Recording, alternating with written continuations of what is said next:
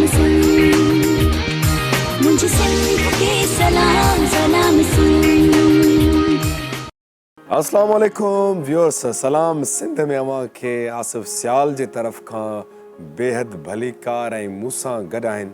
ऐं मां आहियां अज़रा ख़ान। कीअं आहियो? सभु ठीकु आहियो? आसिफ तव्हां ठीकु आहियो? असां इहो हिक ॿिए बिल्कुलु खां पुछण ई बेकार आहे त ठीकु आहियो? माना असांजे जेको आहे सो गलनि मां तव्हांखे ख़बर पइजी वेंदी त असां केतिरा ठीकु आहियूं। पर बहरहाल जेको आहे सो असां ईअं भले गला थोरा डाउन हुजनि पर असांजा हौसला जेको अप लॻा पिया आहिनि। हौसला बुलंद आहिनि ऐं वाक़ई में सही चवंदा आहिनि त हिकिड़ो इहो मिसाल ॾींदा न या अञा बि ॾींदा हूंदा माण्हू, नौकिरी की त नखरा की।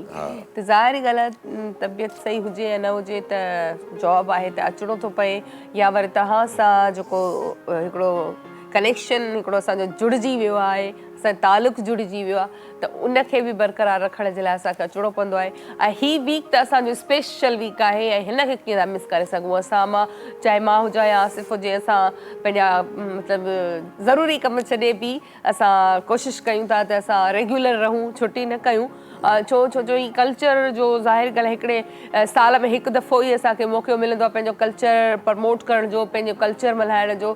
त असां हीउ सॼो हफ़्तो जेको आहे कल्ह खां वठी शुरू कयो आहे त स्पेशल जेको आहे असां हफ़्तो मल्हाईंदासीं पंहिंजे कल्चर जे हिसाब सां। जीअं तव्हां सेट ॾिसी रहिया आहियो, कल्ह बि तव्हां ॾिठो, ऐं फीडबैक बि ॾियो न, थोरो फीडबैक बि आउं ज़रूरु चवंदसि त ॾियो सेट जे हवाले सां। सेट जे हवाले सां कॉल कयो था त थोरो ॿुधायो त सही। जिन्हनि स्पॉन्सर कयो आहे असांखे, ऐं जो इस्माइल मेहरान जेको आहे सो हैंडीक्राफ्ट जेको आहे इस्माइल पंवर साहिब जो, त उन्हनि तमामु सुठे तरीक़े सां असांखे सजावट ॾिनी आहे। यकीन कंदो सेट जा रंग ई चेंज थी विया आहिनि ऐं अजरक जो जेका सजावट आहे, जीअं असां चवंदा आहियूं असांखे इंटीरियर पंहिंजो ख़ूबसूरत करणु खपे। ऐं पोइ जॾहिं अहिड़ो ॾियारो हुजे जेकॾहिं त पोइ कल्चरल डे जे वीक असां सेलिब्रेट कयूं ऐं अहिड़ी असांखे जेकॾहिं ख़ूबसूरती असांखे मिली वञे, असांजे सकाफ़त जे रंगनि सां भरपूर जेको आहे सो सेट मिली वञे त पोइ छा ई ॻाल्हि आहे। बिल्कुलु। ऐं हिन सेट ते अचण खां पोइ या हिते वेहण खां पोइ इहे ई वाक़ई में इहे फीलिंग्स ईंदियूं आहिनि त असां कंहिं पंहिंजे ॻोठ जे कंहिं घर में या कंहिं हुन में वेठा आहियूं। छो जो ॻोठ में इहो ई माहौल हूंदो आहे न, रिलियूं विछायल हूंदियूं आहिनि ऐं टुक जूं रिलियूं हूंदियूं आहिनि, टुक जूं चादरूं हूंदियूं आहिनि। त असां बि पंहिंजे जेको आहे सेट खे ईअं ई सजायो आहे। ऐं जीअं इस्माइल साहिब जी ॻाल्हि कई हिननि, त उन्हनि जी वॾी महिरबानी आहे जिन असां सहकार कयो आहे ऐं उमेदु कयूं था त ईअं ई कंदा रहंदा। ऐं तमामु सुठो आहे, पंहिंजा आहे सिंधी जेके आहिनि ॿाहिरि, असां सिंधी सभु हिकु आहियूं। उहे बि सॼी सिंध जेको आहे उहा 3 डिसेंबर ते गॾु थींदी आहे, तव्हांखे ख़बर आहे, प्रेस क्लब में हर साल ते। ऐं उन टाइम ऐं इहो जेको हुजूम हूंदो आहे, इहो ॾिसी करे मूंखे इहो लॻंदो आहे त हीअ जेके बि सिंध जा माण्हू आहिनि, हूअं त असां नारो त इहो हणंदा आहियूं त असां सभु सिंधी हिकु आहियूं, पर उन टाइम वाक़ई में लॻंदो आहे हे हिकु घरु आहे, हे हिकु ई ज़ात आहे, हे हिकु ई क़बीलो आहे, हीअ हिकु ई क़ौम आहे। क़ौम त उअं ई वाक़ई हिकु ई आहियूं, पर उन में को बि इहो फ़र्क़ु न हूंदो आहे त हीअ गैर आहे। असां हूअं ॾिसो त असां में सिंधियुनि में ज़ाहिर ॻाल्हि आहे हर क़ौम में पंहिंजे जाइ ते पर्दो आहे, असां में बि आहे, पर उन टाइम न कंदा आहिनि त मतिलबु हीअ गैर आहे, हिन जे मुंहं ते था वञूं या हिन जे साम्हूं था असां हिकिड़ो इज़हार कंदा आहिनि ख़ुशी जा बि, डांसिंग बि थींदी आहे ऐं झुमरियूं बि पाईंदा आहिनि माण्हू। असांजा नंढा वॾा पोढ़ा पका सभु छोकिरा छोकिरियूं सभु हिकु हूंदा आहिनि। सो इहो बि हिकिड़ो मतिलबु लाइफ इंजॉय करण जो असांखे मौक़ो मिलियो त पंहिंजो कल्चर सां गॾु सेलिब्रेशन सां गॾु असां इंजॉय बि कंदा आहियूं। अच्छा अज़रा, हिकिड़ी ॻाल्हि जेका असांजो ॾियारो जीअं असां चऊं त सभु जेको आहे सो गॾु थींदा आहियूं, मेड़ाको कंदा आहियूं ऐं सेलिब्रेशन करण जे लाइ निकिरंदा आहियूं। हिकिड़ी ॻाल्हि मूंखे जेका पसंदि ईंदी आहे उन माहौल में, उहा हिकिड़ी ॻाल्हि आहे त जेके सेलिब्रेशन करण में मां हिकिड़ो लास्ट टाइम बि एक्सपीरियंस कयो, हिन खां प्रीवियस मतिलबु ईयर मतिलबु जेको उन में बि असां ॾिठोसीं की घोड़नि ते जेको आहे सो बाक़ाइदा दोदा ऐं दोल दमामनि सां जीअं अचु ईंदा आहिनि, अहिड़ा तरीक़े सां सेलिब्रेशन पंहिंजी हर को मतिलबु 100% ॾिए थो। मां कयां ॿी ॻाल्हि मूंखे जेका पसंदि आई, पसंदि उहा इहा ॻाल्हि आई की इन्हनि में आम जेके इवेंट्स थींदा आहिनि जेके अमूमन, त उन्हनि में इहो आहे की लेडीज़ जेका निकिरंदी आहे, किथे किथे उन्हनि सां प्रॉब्लम थींदो आहे। कल्चरल डे में, सकाफ़त जे ॾियारनि में जॾहिं इहो हुजूम निकिरंदो आहे, सेलिब्रेशन थींदी आहे, त यकीन कयो जेके सिंधी जेके आहिनि छोकिरा जेके नौजवान आहिनि, जॾहिं निकिरंदा आहिनि त पंहिंजी सेलिब्रेशन में मगन हूंदा आहिनि ऐं औरतूं ऐं मर्द गॾु सेलिब्रेट कंदा आहिनि पर अच्छा एॾी इहो हया सां भरपूर हा हूंदा इहो आहिनि इहे इहो माण्हू। ॾाढी सुठी ॻाल्हि कई था इहो उन टाइम उहे सभु छोकिरा मर्द जेके बि आहिनि उहे प्रोटोकॉल तौरु ऐं लॻंदो आहे त उते लॻंदो आहे कि शनास केॾी आहे असांजे छोकिरनि में हुननि खे इहो लॻंदो आहे असांजे पंहिंजे घर जूं ई अमियूं आहिनि भेणियूं आहिनि औरतूं आहिनि मतिलबु औरतुनि जी इज़त वाक़ई में ई कंदा आहिनि ऐं उन टाइम हर कोई उहे मां जीअं ॻाल्हि कई त ईअं लॻंदो आहे ॼण हिकु ई फैमिली जा आहिनि या हिकु ई ख़ानदान जा आहिनि उन में काई ज़ात पात कोन हूंदी आहे ऐं इहा ॻाल्हि वाक़ई में ई तव्हां सही कई त प्रोटोकॉल ॾेई हलंदा आहिनि हिकिड़ो त हीअ असांजूं पंहिंजूं आहिनि हीअ असांजी इज़त आहे ऐं असांखे हिननि जो तहफ़ुज़ करिणो आहे त हज़ारनि जे हुजूम में माण्हू गॾु हूंदा आहिनि ऐं तव्हां ॾिसो 2-3 माण्हू जिथे गॾु थींदा आहिनि उते का न का अफ़रा तफ़री थी वेंदी आहे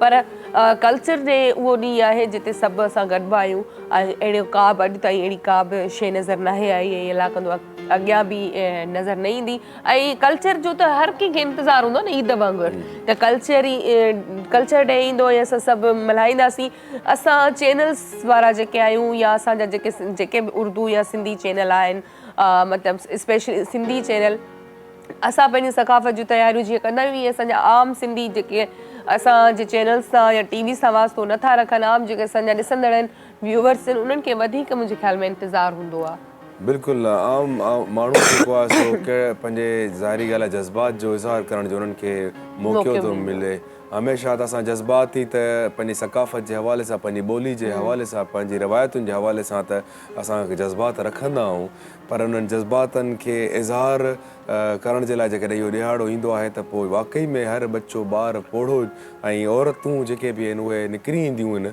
ऐं यकीननि इहो इन शइ खे बिल्कुलु करणु खपे ऐं कोशिशि कयूं त माना त नवनि तरीक़े सां पंहिंजी ख़ुशियुनि खे जेको सेलिब्रेट कयूं ऐं नवनि तरीक़नि सां जेको आहे सो अहिड़े तरीक़े सां पंहिंजी सॼी दुनिया में पंहिंजे इन्हनि रिवायतुनि पंहिंजे कल्चर खे ॿुधायूं माण्हुनि खे त असां केतिरा त हिकिड़ा महज़िब हिकिड़ा शनास वारा ऐं केतिरा महिमान नवाज़ ऐं असांजी जेको आहे सो सेलिब्रेशन में केतिरो त मज़ो आहे ऐं पूरी दुनिया में रुगो तव्हां ॾिसो न गेम्स तव्हां ॾिसो गेम्स में बि तव्हांखे सेलिब्रेशन मिलंदी आहे तव्हां किथे बि अचीवमेंट्स कंदा आहियो पूरी दुनिया जा जेके माण्हू आहिनि उहे सेलिब्रेशन कंदा आहिनि हर पंहिंजी ख़ुशियुनि खे पंहिंजी अचीवमेंट्स खे ठीकु आहे त पोइ असां हिन कल्चर सां गॾु जेकॾहिं असां सेलिब्रेट कयूं त पंहिंजो सुठे तरीक़नि सां सेलिब्रेशन कयूं जंहिंमें बिल्कुलु फन बि हुजे मस्ती बि हुजे ऐं हिकिड़ो माना हैप्पीनेस हुजे माना जेको आहे सो अराउंड पंहिंजे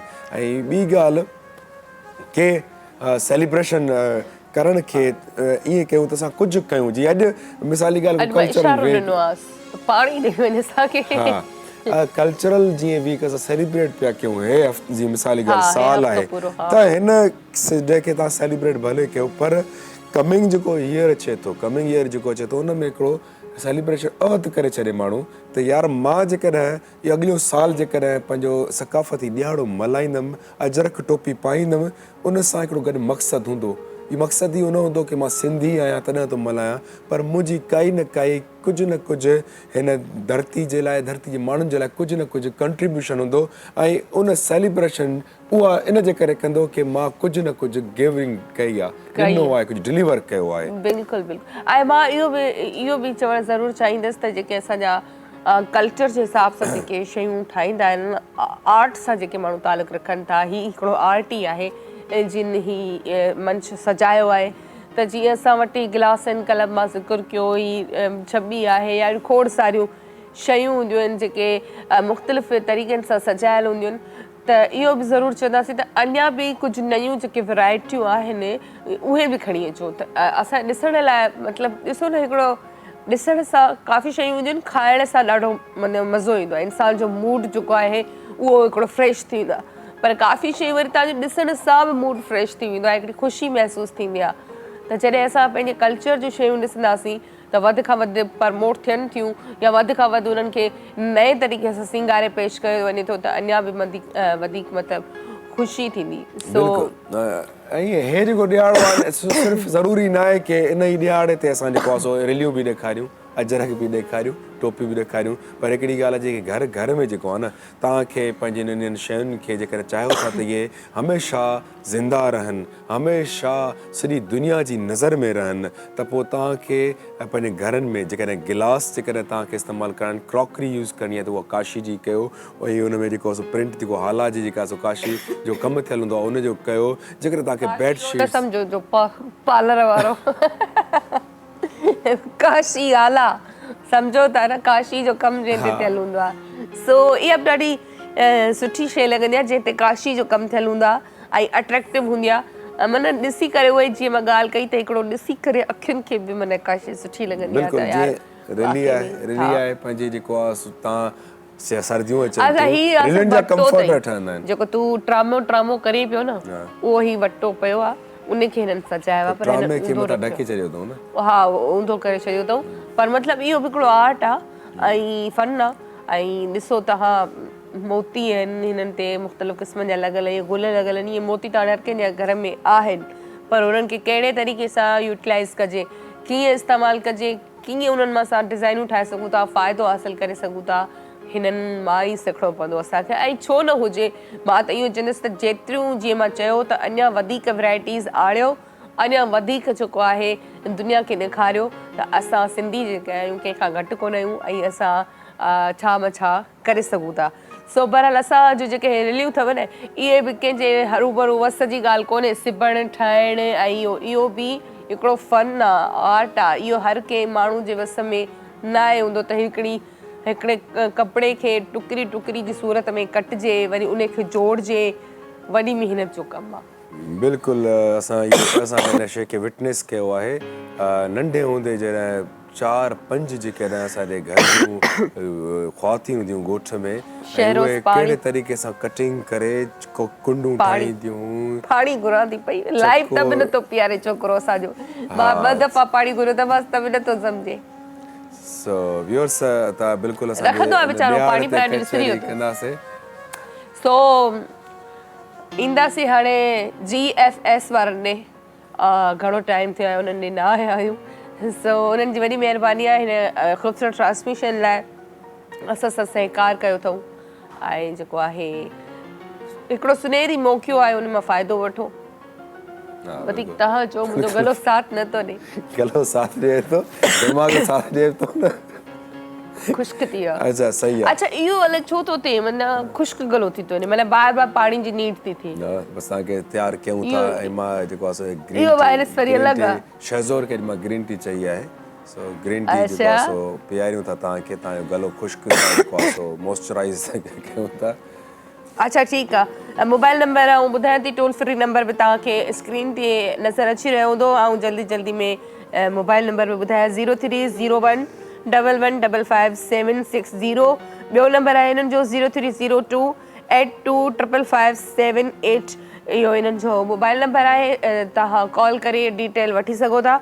ऐं ॿियो जेको आहे हयाखिया वारनि खे बि असां कोन विसारींदासीं, जंहिंजी ड्रेस अॼु आउं वेयर कई आहे ऐं हमेशह आउं वेयर कंदी रहंदी आहियां, जीअं तव्हां मूंखे पंहिंजे प्रोग्राम में ॾिसंदा बि आहियो।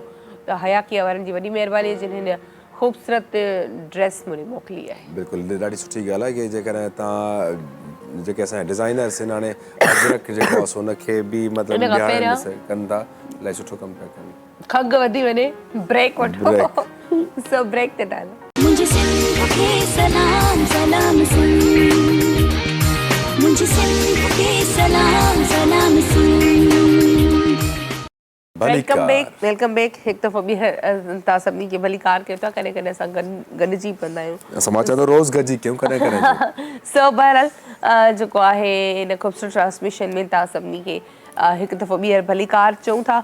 ऐं असांजे सेट जे हवाले सां आउं ज़रूरु चवंदसि त जेके असांजा कॉलर असांजे प्रोग्राम में शामिलु थींदा आहिनि उहे सेट जे हवाले सां ज़रूरु ॿुधाइनि त तव्हांखे सेट कीअं लॻो, कल्ह खां वठी तव्हां ॾिसो पिया, अॼु बि ॾिसो था। सो बहरहाल हिन ख़ूबसूरत ट्रांसमिशन में ख़ूबसूरत महिमान बि अची चुका आहिनि। सो आसिफ़ तव्हां महिमाननि जो तारीफ़। बिल्कुलु महिमाननि तारीफ़ जी तरफ़ हलंदासीं। सेठ जी ॻाल्हि ईअं कंदासीं, सेठ एतिरो ख़ूबसूरत इस्माइल पंवर साहिबु मेहरान हैंडीक्राफ्ट वारनि जेको आहे सो सजायो आहे जो असां वेठे वेठे हिन सेट ते सेठ लॻा पिया आहियूं। हाँ बिल्कुल गुलशन हदीद में जेको आहे तव्हां हाणे ॾियारो अचे पियो तव्हां बड़ा दड़ जेका तव्हांखे शॉपिंग करणी आहे तव्हां चओ पिया रीज़नेबल मिले ऐं तमामु क्वालिटी वारी तव्हांखे काई शइ बाय करणी आहे त मेहरान हैंडीक्राफ्ट्स गुलशन हदीद इस्माइल पंवर साहब जी शॉप ते पूरी वञो ऐं तव्हां पंहिंजी पसंदि जूं जेको आहे सो शयूं बाय कयो सो हलूं था महिमान जी तारीफ़ जी तरफ़ सभ खां पहिरियां असांजा महिमान जेके आहिनि हमीद आलवानी साहब साईं एजुकेशनिस्ट आहिनि सोशल एक्टिविस्ट आहिनि हिन ॿोलीअ ते ॻाल्हाईंदा साईं अॼु ऐं साईं जेको आहे साईं मागन ते असां कचहरी कंदासीं ऐं खोड़ सारी हिन कल्चर जी सकाफ़त जे हवाले सां असां साईं सां कचहरी कबी साईं भली कार पिया कयूं तव्हांजी वॾी महिरबानी तव्हां यादि कयो हिते मदू कयो लख करो साईं ऐं पोइ असांजा जेके आहिनि महिमान जेके आहिनि मोहम्मद आमिर साहब असां सां मौजूदु आहिनि मोहम्मद आमिर साहब तमामु हिकिड़ा सुठा समाजी सियासी कारकुन आहिनि मोहम्मद आमिर साहब जो तारुफ़ मां ईअं कराईंदुमि की इन्हनि हमेशह हॾुॾो रहिया आहिनि जेके जिथे माण्हुनि खे तकलीफ़ अचे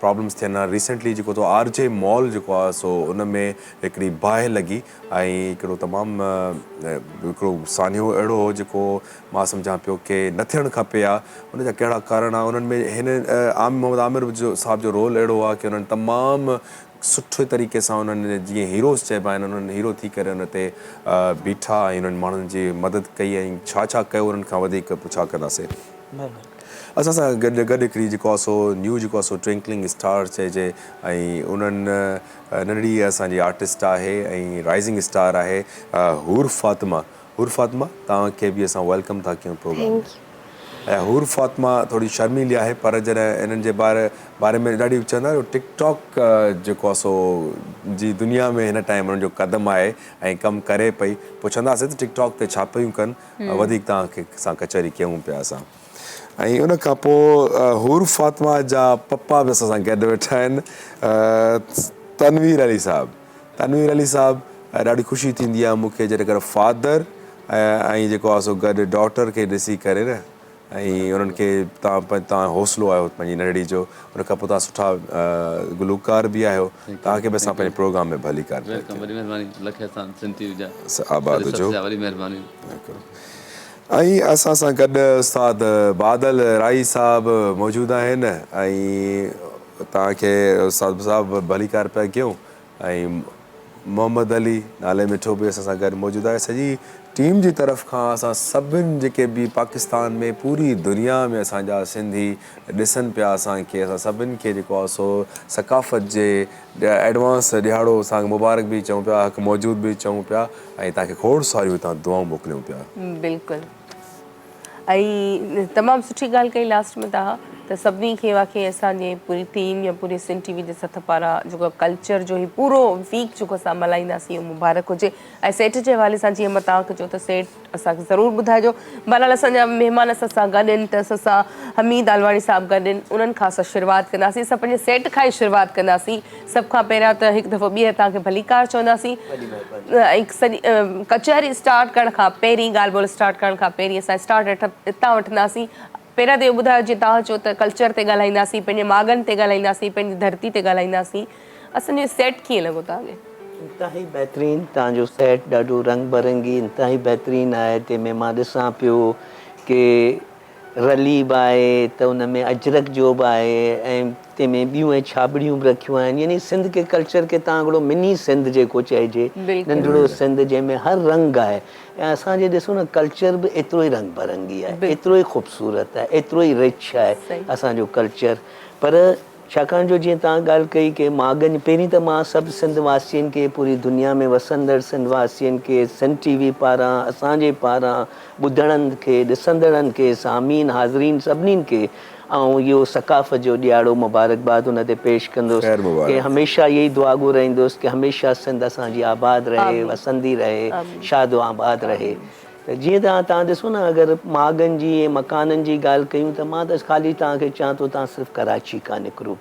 पहिरीं तव्हां ॾिसो चोखंदी अॻियां वञो बंबोर अॻियां वञो तव्हां हाले जी लेक, अॻियां वञो तव्हांखे शाहजहान मस्जिद 100 कुबनि वारी मस्जिद, अॻियां वञो तव्हां कींजर ढंढ, उन खां अॻियां वञो झिरक जेको काइद आज़म जी जनम भूमि, सोंडा, वरी उते तव्हां ॾिसो नायाब कोयलो, वरी कचो किलो, वरी पको किलो, वरी होश मोहम्मद शीदी साहिबु, वरी हेॾां ॾिसो गोरखिल स्टेशन, रणीकोट, भिटाई साईं, सचल साईं, कलंदर साईं, तव्हां ॾिसो था सिंध, वरी हेॾां कोट डिजी, मुंहिंजो दाड़ो, तव्हां ॾिसो न इहे तमामु, ॾिसो न सिंध त पंहिंजे होॾां वरी थरपारकर, उमरकोट, कारुंजर जा जबल, त सिंध तव्हां ॾिसो न हिन में भरपूर पंहिंजे तहज़ीब सां भरपूर आहे।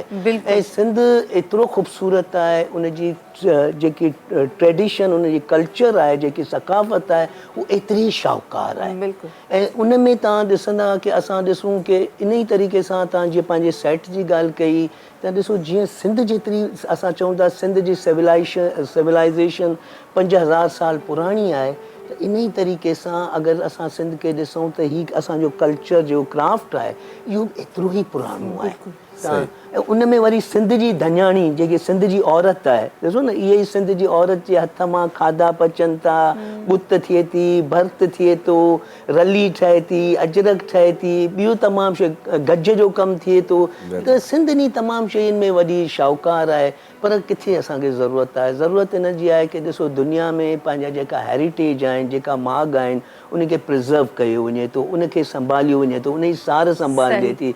पर जॾहिं आउं ॾिसां थो, जॾहिं एतिरी ख़ूबसूरत असांखे विरसे में असांखे सकाफ़त मिली आहे, पर जेकॾहिं आउं तव्हां ॾिसां थो त तव्हां वञो मकली जो कब्रिस्तान जेको यूनिसेफ जी साइट, हेरिटेज जी साइट डिक्लेयर आहे, वर्ल्ड साइट डिक्लेयर आहे, 24 किलोमीटर ते एशिया जो सभिनी, उन में तव्हां ॾिसो, या त तव्हां उते वञो शाहजहान मस्जिद जी 100 कुबनि वारी मस्जिद किथे न मिलंदी, पर ॾिसो अनफॉर्चुनेटली उते पथर चोरी थिए थो, उनजी प्रॉपर मेंटेनेंस कोन्हे, अगरि उते फुआरा या फाउंटेन्स लॻल आहिनि उहो नथा हलनि, पार्क उजड़ियल आहे, कुता घुमनि पिया, मतिलबु असां पंहिंजे जेको ॿाहिरियों माण्हू अचे थो, जेको टूरिस्ट अचे थो, जेको सिंध जो असांजे उहो इम्प्रेशन ॾाढो बुरो आहे। त असांखे इन शयुनि ते पंहिंजे तमामु तवजा ॾियण जी ज़रूरत आहे कि इन माॻनि खे असां प्रिज़र्व कयूं। उन जे हाणे असां ॾिसूं था, या त तव्हांखे इन जॻहियुनि ते कोई नशे वेठल मिलंदा, या आउं इतनी तरह, छाकाणि जो आउं ठटे जो आहियां, त ठटे में ॾिसंदो आहियां, तव्हां बिलीव कंदो फॉरेनर्स अचनि था,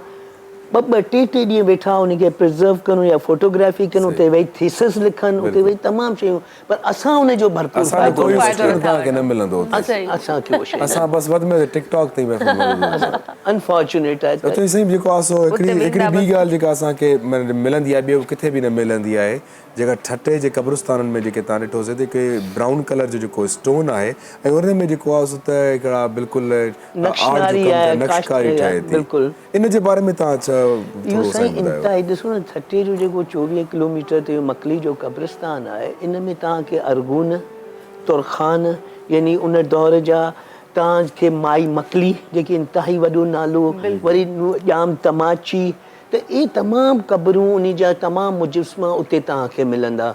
पर उन में छा थियो आहे कि हाणे त असां उनखे काफ़ी बहितर थियो आहे, पर उन में तव्हांखे ॾिसंदा वॉशरूम तव्हांखे न मिलंदो, साइन बोर्ड्स प्रॉपर कुझु मिलंदा, साइन बोर्ड्स तव्हांखे न मिलंदा, उते तव्हांखे पाणी पीअण लाइ सही न मिलंदो, यानी उते असांखे ॾिसो इहे ई असांजा माॻ आहिनि। अगरि असां उनखे बहितर कयूं उनखे, त दुनिया ते तव्हां ॾिसो इंडिया में सभ खां वॾो रेवेन्यू गोवा में जनरेट थिए थो, दुनिया जो टूरिज़म वञे थो, नेपाल में ॾिसो, मालदीव में ॾिसो, इंडोनेशिया में ॾिसो, माण्हू उनखे टूरिज़म उते थिए थो। असां वटि तव्हां चवंदो सिंध एतिरी शाहूकार आहे कि माण्हू उते अचनि त ॾिसनि कि आहे छा, ऐं उन सां न रुॻो असांखे माशी फ़ाइदो थींदो, जॾहिं को घुमणु ईंदो फिरणु ईंदो, इकोनॉमी असांजी वधंदी, असांजो रेवेन्यू जनरेट थींदो, पर अनफॉर्चुनेट आहे कि उनजो प्रॉपर केयर न आहे उनजो। हाणे पहिरीं त असां 18वीं तरमीम खां पहिरीं हुआसीं कि साईं हीउ कल्चर जो हिसो आहे, या ही आर्कोलॉजी जो हिसो आहे, या ही टूरिज़म जो हिसो आहे, असां इन ई छिकताण में हुआसीं कि इहो असांजो माॻ आहे कहिड़े डिपार्टमेंट में। इन ते बिल्कुलु अञा वधीक कचहरी कभी खोड़ सारा क्वेश्चन्स मुंहिंजे ज़हन में अचनि पिया।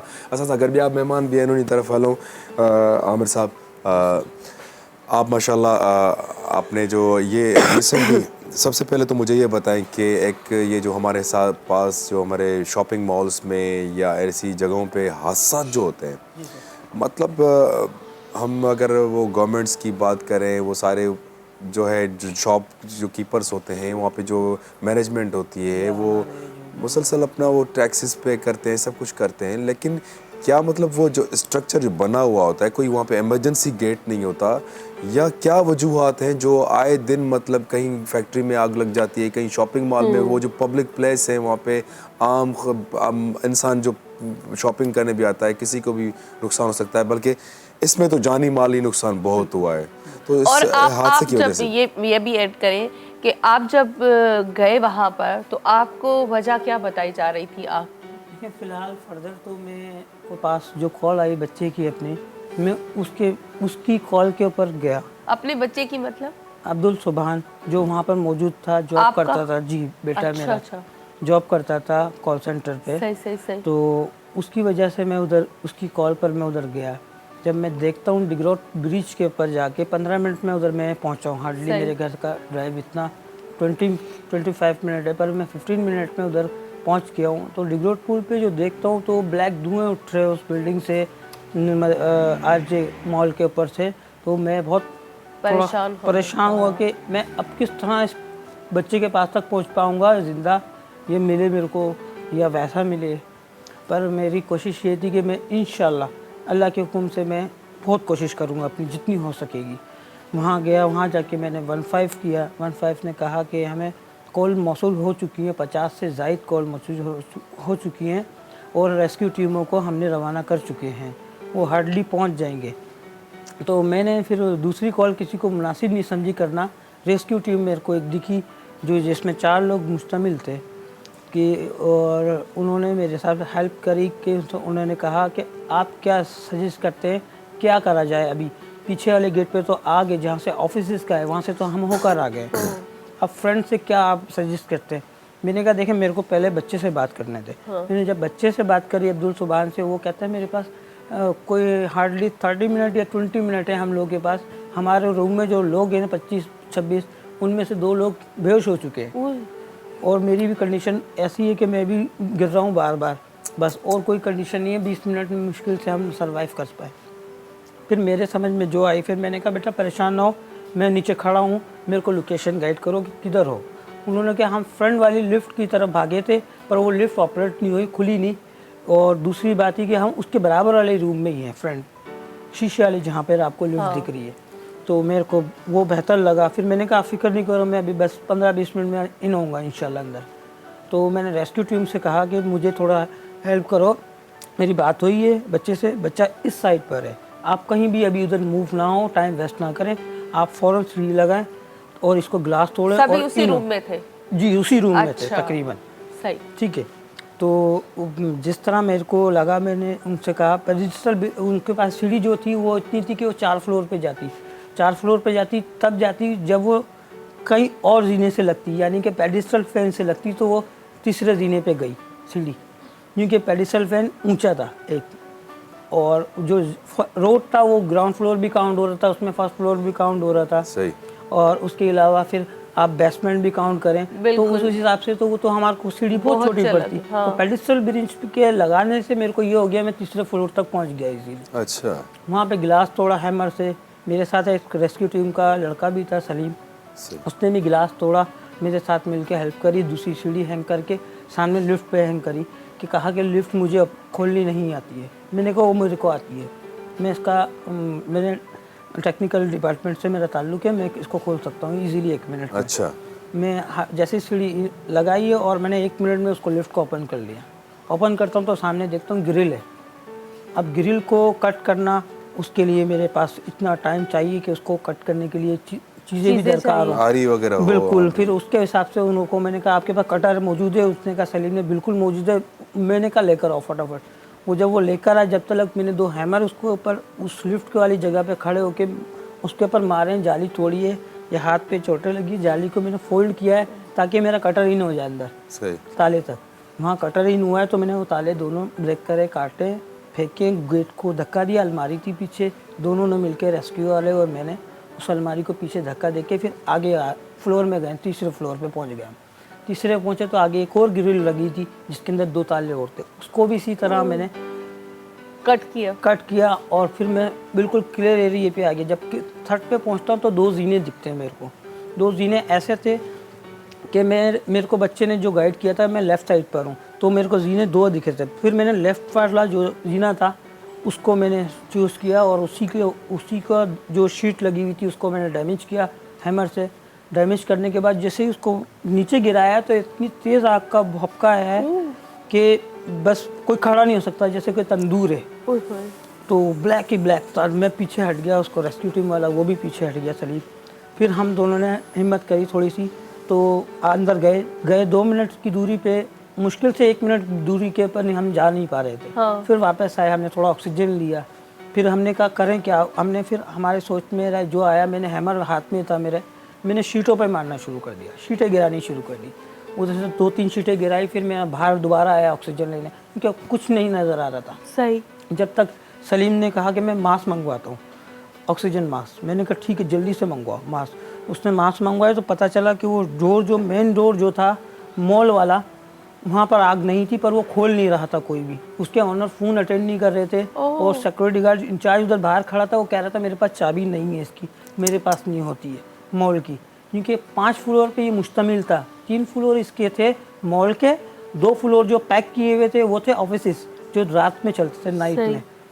तो अब मेरे को जो बेहतर लगा, मैंने उसको कहा कि आप ऑक्सीजन अरेंज करो, बस ऑक्सीजन के मास्क अरेंज करो ताकि हम अंदर जाए। तो उसने कहा ठीक है आमिर मैं मंगाता हूँ। जब तक वो लेकर आया इतनी देर में मैंने 7 से 8-10 शीटें उसकी गिरा दी, बेल्ट करके हैमर से तोड़ के उसकी मदद से सलीम और मैंने खींच के उसको गिराई शीटों को ताकि धुआं बाहर जाए। ठीक है। तो उसके बाद भी मैं कोशिश करी, मैं अंदर जाके बच्चे के पास पहुंचूं। वहाँ जाके मैंने आवाज़ लगाई सुबहान सुबहान सुबहान बच्चे को, तो कोई आवाज़ की रिस्पॉन्ड नहीं आया। फिर मैं वापसी आया, फिर अंदर गया हूँ। फिर मैंने लिफ्ट वाली साइड पे जाना अच्छा समझा। मैं गया तो लिफ्ट वाली साइड पे तो वॉल थी सामने। फिर मैं राइट पे, मेरे को रास्ता नज़र आया, गया। उसके बाद मेरे को ऑक्सीजन कम हुई, वापसी आ गया और गेट पे आवाज़ मार के मैं वापस आ गया, नहीं नज़र आया।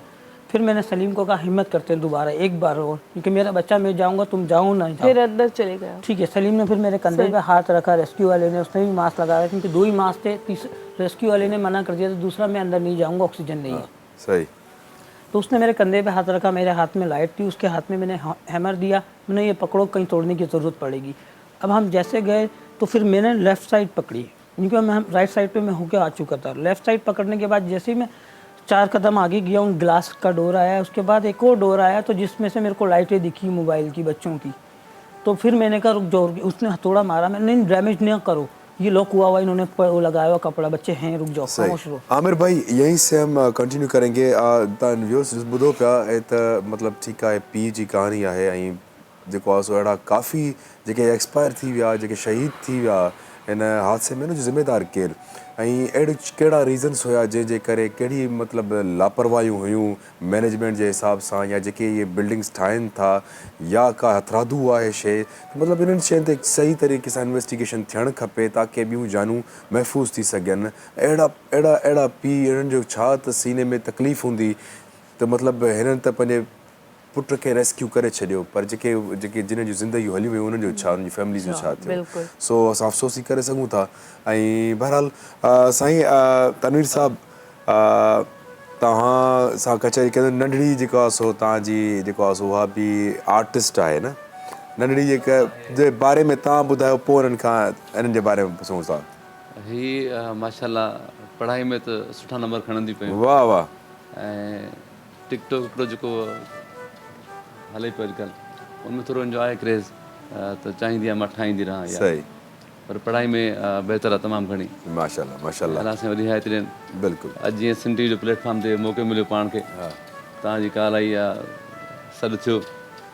बिल्कुलु बिल्कुलु। असां चाहींदासीं त माना जिते कचहरी असांजी मागनि जी हले, ॿोली जी हले, उते असां ॻायूं बि त सही न पंहिंजे सिंध खे। थोरो गीत बि ॿुधो हाणे, छा ॿुधाईंदो असां? बसि धरती जी ॻाल्हि कयूं था, जेके हाल प्रेरणा प्लीज़।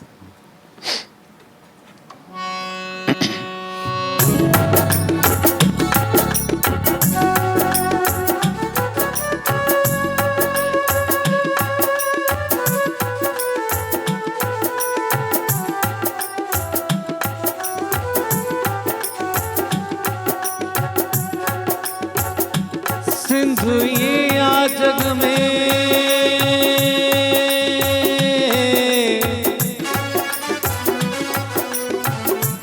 सिंध ये आ जग में जिए तारन में आ चंद्र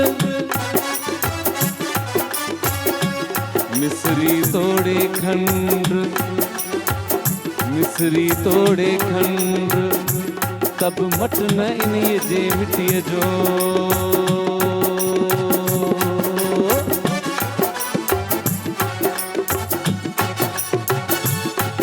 यारन जा यारायूं असी सिंधी कंदारायूं यारन जा यारायूं असी सिंधी कंदारायूं टोपी अजरक में अला टोपी अजरक में लगंदा सरदारायूं असां सिंधी कंदारायूं यारन जा यारायूं असां सिंधी कंदारायूं यारन जा यारायूं असां सिंधी कंदारायूं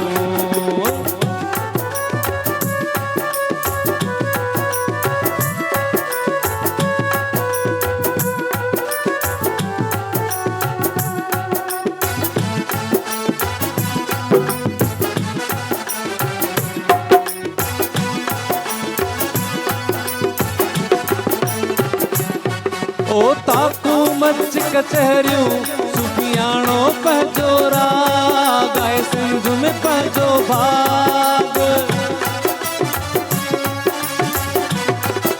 ओ ताकू मच कचहरियूं सुफियाणो पंहिंजो राग आहे सिंध में पंहिंजो भाग हर ज़ात हर कबीले हर ज़ात हर कबीले हे ॾींदा प्यारा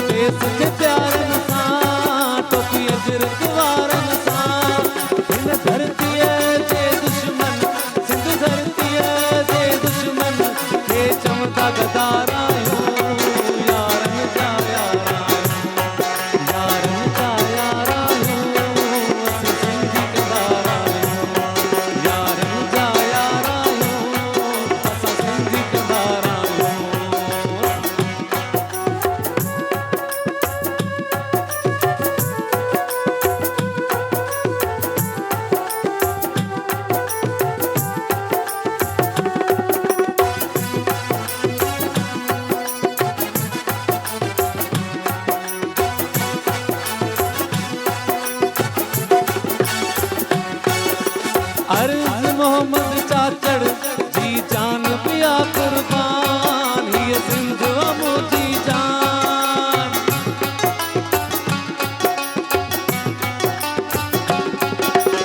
अर्ज मोहम्मद चाचड़ जी जान पिया कुर्बान ये सिंध मुझी जान सिंध धरती जे खातिर अल्लाह सिंध धरती जे खातिर सिरजण ले चारायूं यारन जा यारायूं असी सिंधी कंदारायूं टोपी अजरक में अला टोपी अजरक में लगंदा सरदारायूं यारन जा यारायूं असी सिंधी कंदारायूं वाह वाह वाह वाह वाह वाह बिल्कुलु ज़बरदस्त ज़बरदस्त ब्रेक जो भी टाइम थियो आहे त ब्रेक ते हलंदासीं ऐं ब्रेक खां पोइ वरी मुझे मुझे सिंध के सलाम सलाम सुन, मुझे सिंध के सलाम सलाम सुन।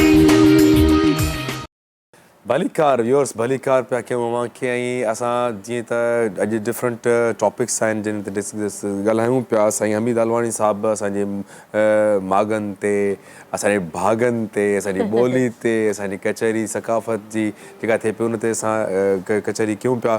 उन सां गॾु असां सां गॾु आमिर वेठो आहे, जिथे असां पंहिंजी हिन धरती जी ॻाल्हि कयूं त उते असांजा जेके हादसात जेके थियनि पिया उन सां रिलेटेड जेको रिसेंटली सानियो पेश आयो आर जे मॉल, त उन ते जेको आहे सो ॿुधाइनि पिया। तव्हां हमेशह ॾिठो आहे कि काफ़ी अहिड़ा डिपार्टमेंट्स ईंदा आहिनि ऐं पंहिंजी वॾियूं वॾियूं ॻाल्हियूं कंदा आहिनि त असां हीअं करे छॾींदा आहियूं, असां हूअं करे छॾींदा आहियूं। पर हक़ीक़तनि जॾहिं असां त हमेशह ईअं ॾिठो आहे हादसे खां पोइ ई मतिलबु पुॼंदा आहिनि, पोइ बि मतिलबु को हुनजो पुॼण जो फ़ाइदो कोई न हूंदो आहे। जॾहिं इंसानी जानियूं ख़तमु थींदियूं आहिनि ऐं ज़िंदगियूं ख़तमु थींदियूं आहिनि, माली नुक़सानु थींदो आहे, माण्हू पोइ थींदा आहिनि, उनजी बि बसि पोइ फलाणो मरी वियो आहे त उनखे जेको आहे सो 5 लख ॾेई छॾियो, 6 लख ॾेई छॾियो। इहो मतिलबु असांजी हुकूमत कंदी आहे। इहो न हूंदो आहे कि यार काई मतिलबु हादसे खां अॻु में मतिलबु उपाउ कहिड़ा वठिजनि। जीअं आमिर जी ॻाल्हि पिया कयूं। आमिर सां जॾहिं पुछूं पिया त आमिर चयो त मां हिकिड़ो नॉन टेक्निकल माण्हू आहियां, पर उनजे बावजूदि मूंखे जेतिरो ख़बर आहे, मां सुबुह जो एक्टिव हूंदो आहियां, निंड करे उथंदो आहियां, त मां पंहिंजी इहा मदद करे पंहिंजे पुट खे बचायो।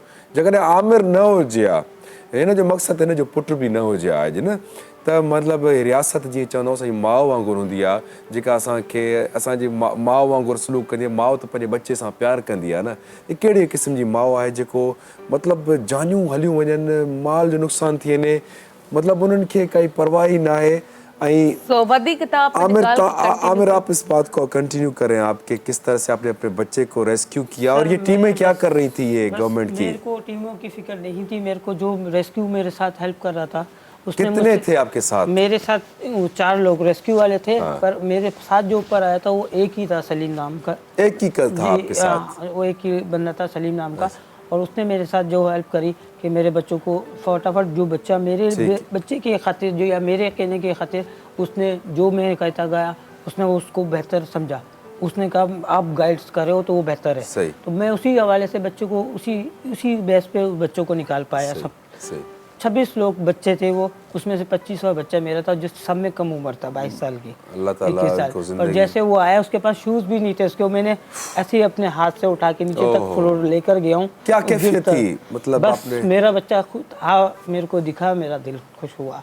और दूसरों के लिए भी इतना ही कहूँगा कि वो भी बच्चे जब बाहर निकले, बाहर आए इंटरेस्ट में, उनके माँ बाप जब खड़े थे, वो कैसे रो के बिलक के अपने गलों से मिल रहे थे अपने बच्चों से। कुछ घड़ी के लिए कुछ खतरात महसूस हुए कि मेरा बच्चा बचेगा जिंदा या नहीं बचेगा, बचा पाऊंगा उसको? एक ही चीज़ सवार थी कि मेरे को बच्चों को किसी तरह निकालना है। चाहे वो अभी तक मुझसे राब्ते में था 10 मिनट पहले, तो 10 मिनट पहले उसके अंदर इतनी हिम्मत होगी कि वो बर्दाश्त कर ले। आप गवाह हैं उस इवेंट के। अच्छा, हिकिड़ी ॻाल्हि आहे, जीअं हिननि चयो त मुंहिंजे पुट मूंखे पहिरियां ई ॿुधाए छॾियो त असां सर्वाइव करे सघंदासीं 15 खां 20 मिंट।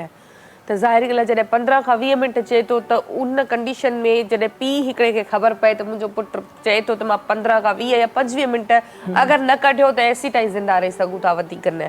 त उनजी कैफ़ियत छा हूंदी ऐं जेके हेठि बीठा हूंदा उन्हनि जी छा हूंदी। त हेॾा हमीद साहब वेठा आहिनि, त हिननि सां ॻाल्हाईंदासीं।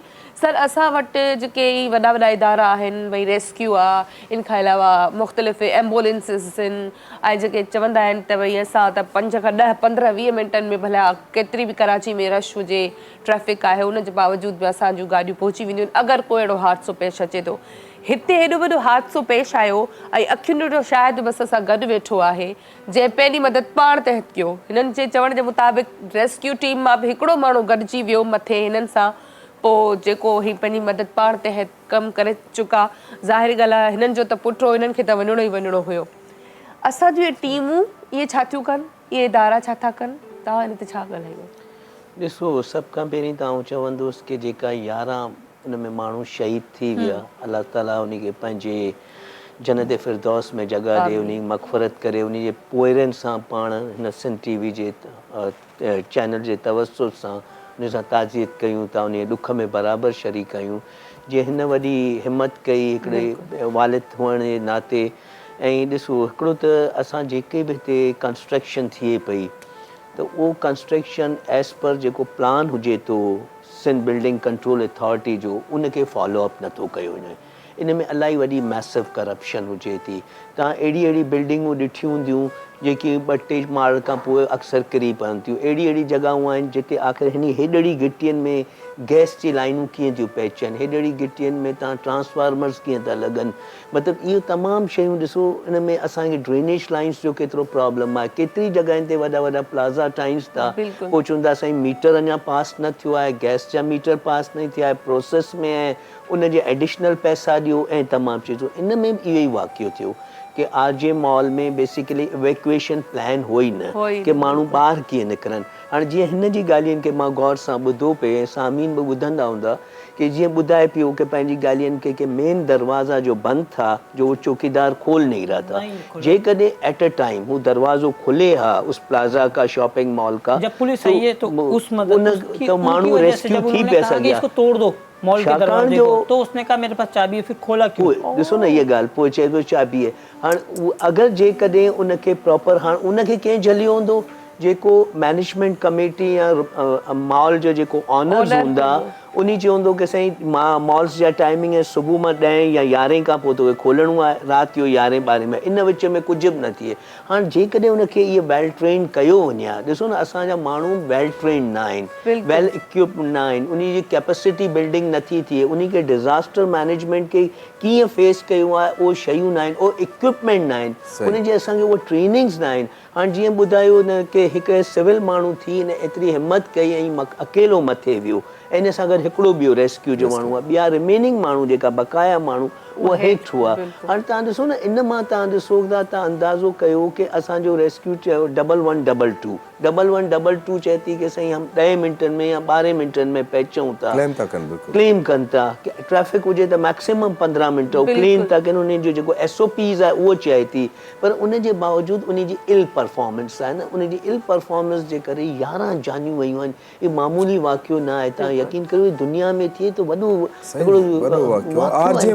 तव्हांखे कल्ह इंतहाई अफ़सोस सां चवंदुसि कि कल्ह उर्दू मीडिया ते, ऐं चैनल जो नालो न वठंदुसि, जेका उर्दू मीडिया ते उन पूरी टीम खे सॾियो वियो आहे, रेस्क्यू टीम खे, and they were giving them credit कि तव्हां इलाही सुठो कमु कयो आहे, तव्हां हीअं कयो आहे। हाणे तव्हां ॾिसो अखियुनि ॾिठी ॻाल्हि जेकी आहे साईं जेको आहे पाण ॿुधाए थो, हाणे तव्हां ॾिसो न इन शयुनि में इन तरीक़े सां असांजे बिल्कुलु हाणे उनखे सील कयो आहे। वरी उन मां मथे तव्हां ॾिसो कि मेयर कराची पहुतो आहे, उहो चए थो कि हीउ एरिया मुंहिंजो न आहे, हीउ कंटोनमेंट जो आहे। जीअं मूं पहिरीं बि ॻाल्हि तव्हां सां कई कि असां त हिकिड़ो पंहिंजी शयुनि खे ऑनरशिप नथा ॾियूं, जेसिताईं पाण पंहिंजी शयुनि खे ऑनरशिप न ॾींदासीं, उनजी मालिकी न कंदासीं, जीअं पाण कल्चर ते बि ॻाल्हाए पियो, तॾहिं कॾहिं बि उहे शयूं पंहिंजाइप न ॾींदासीं। उन सां हूअं त असां लफ़्ज़ी मायने में त सिंध धरती माउ चयूं था, पर उन ते अमली कमु केतिरो आहे, अमली कमु ॾाढो माना साईं जेके बचाव उहो करे सघे थो, जीअं ख़बर आहे मुंहिंजो पुटु आहे, मुंहिंजो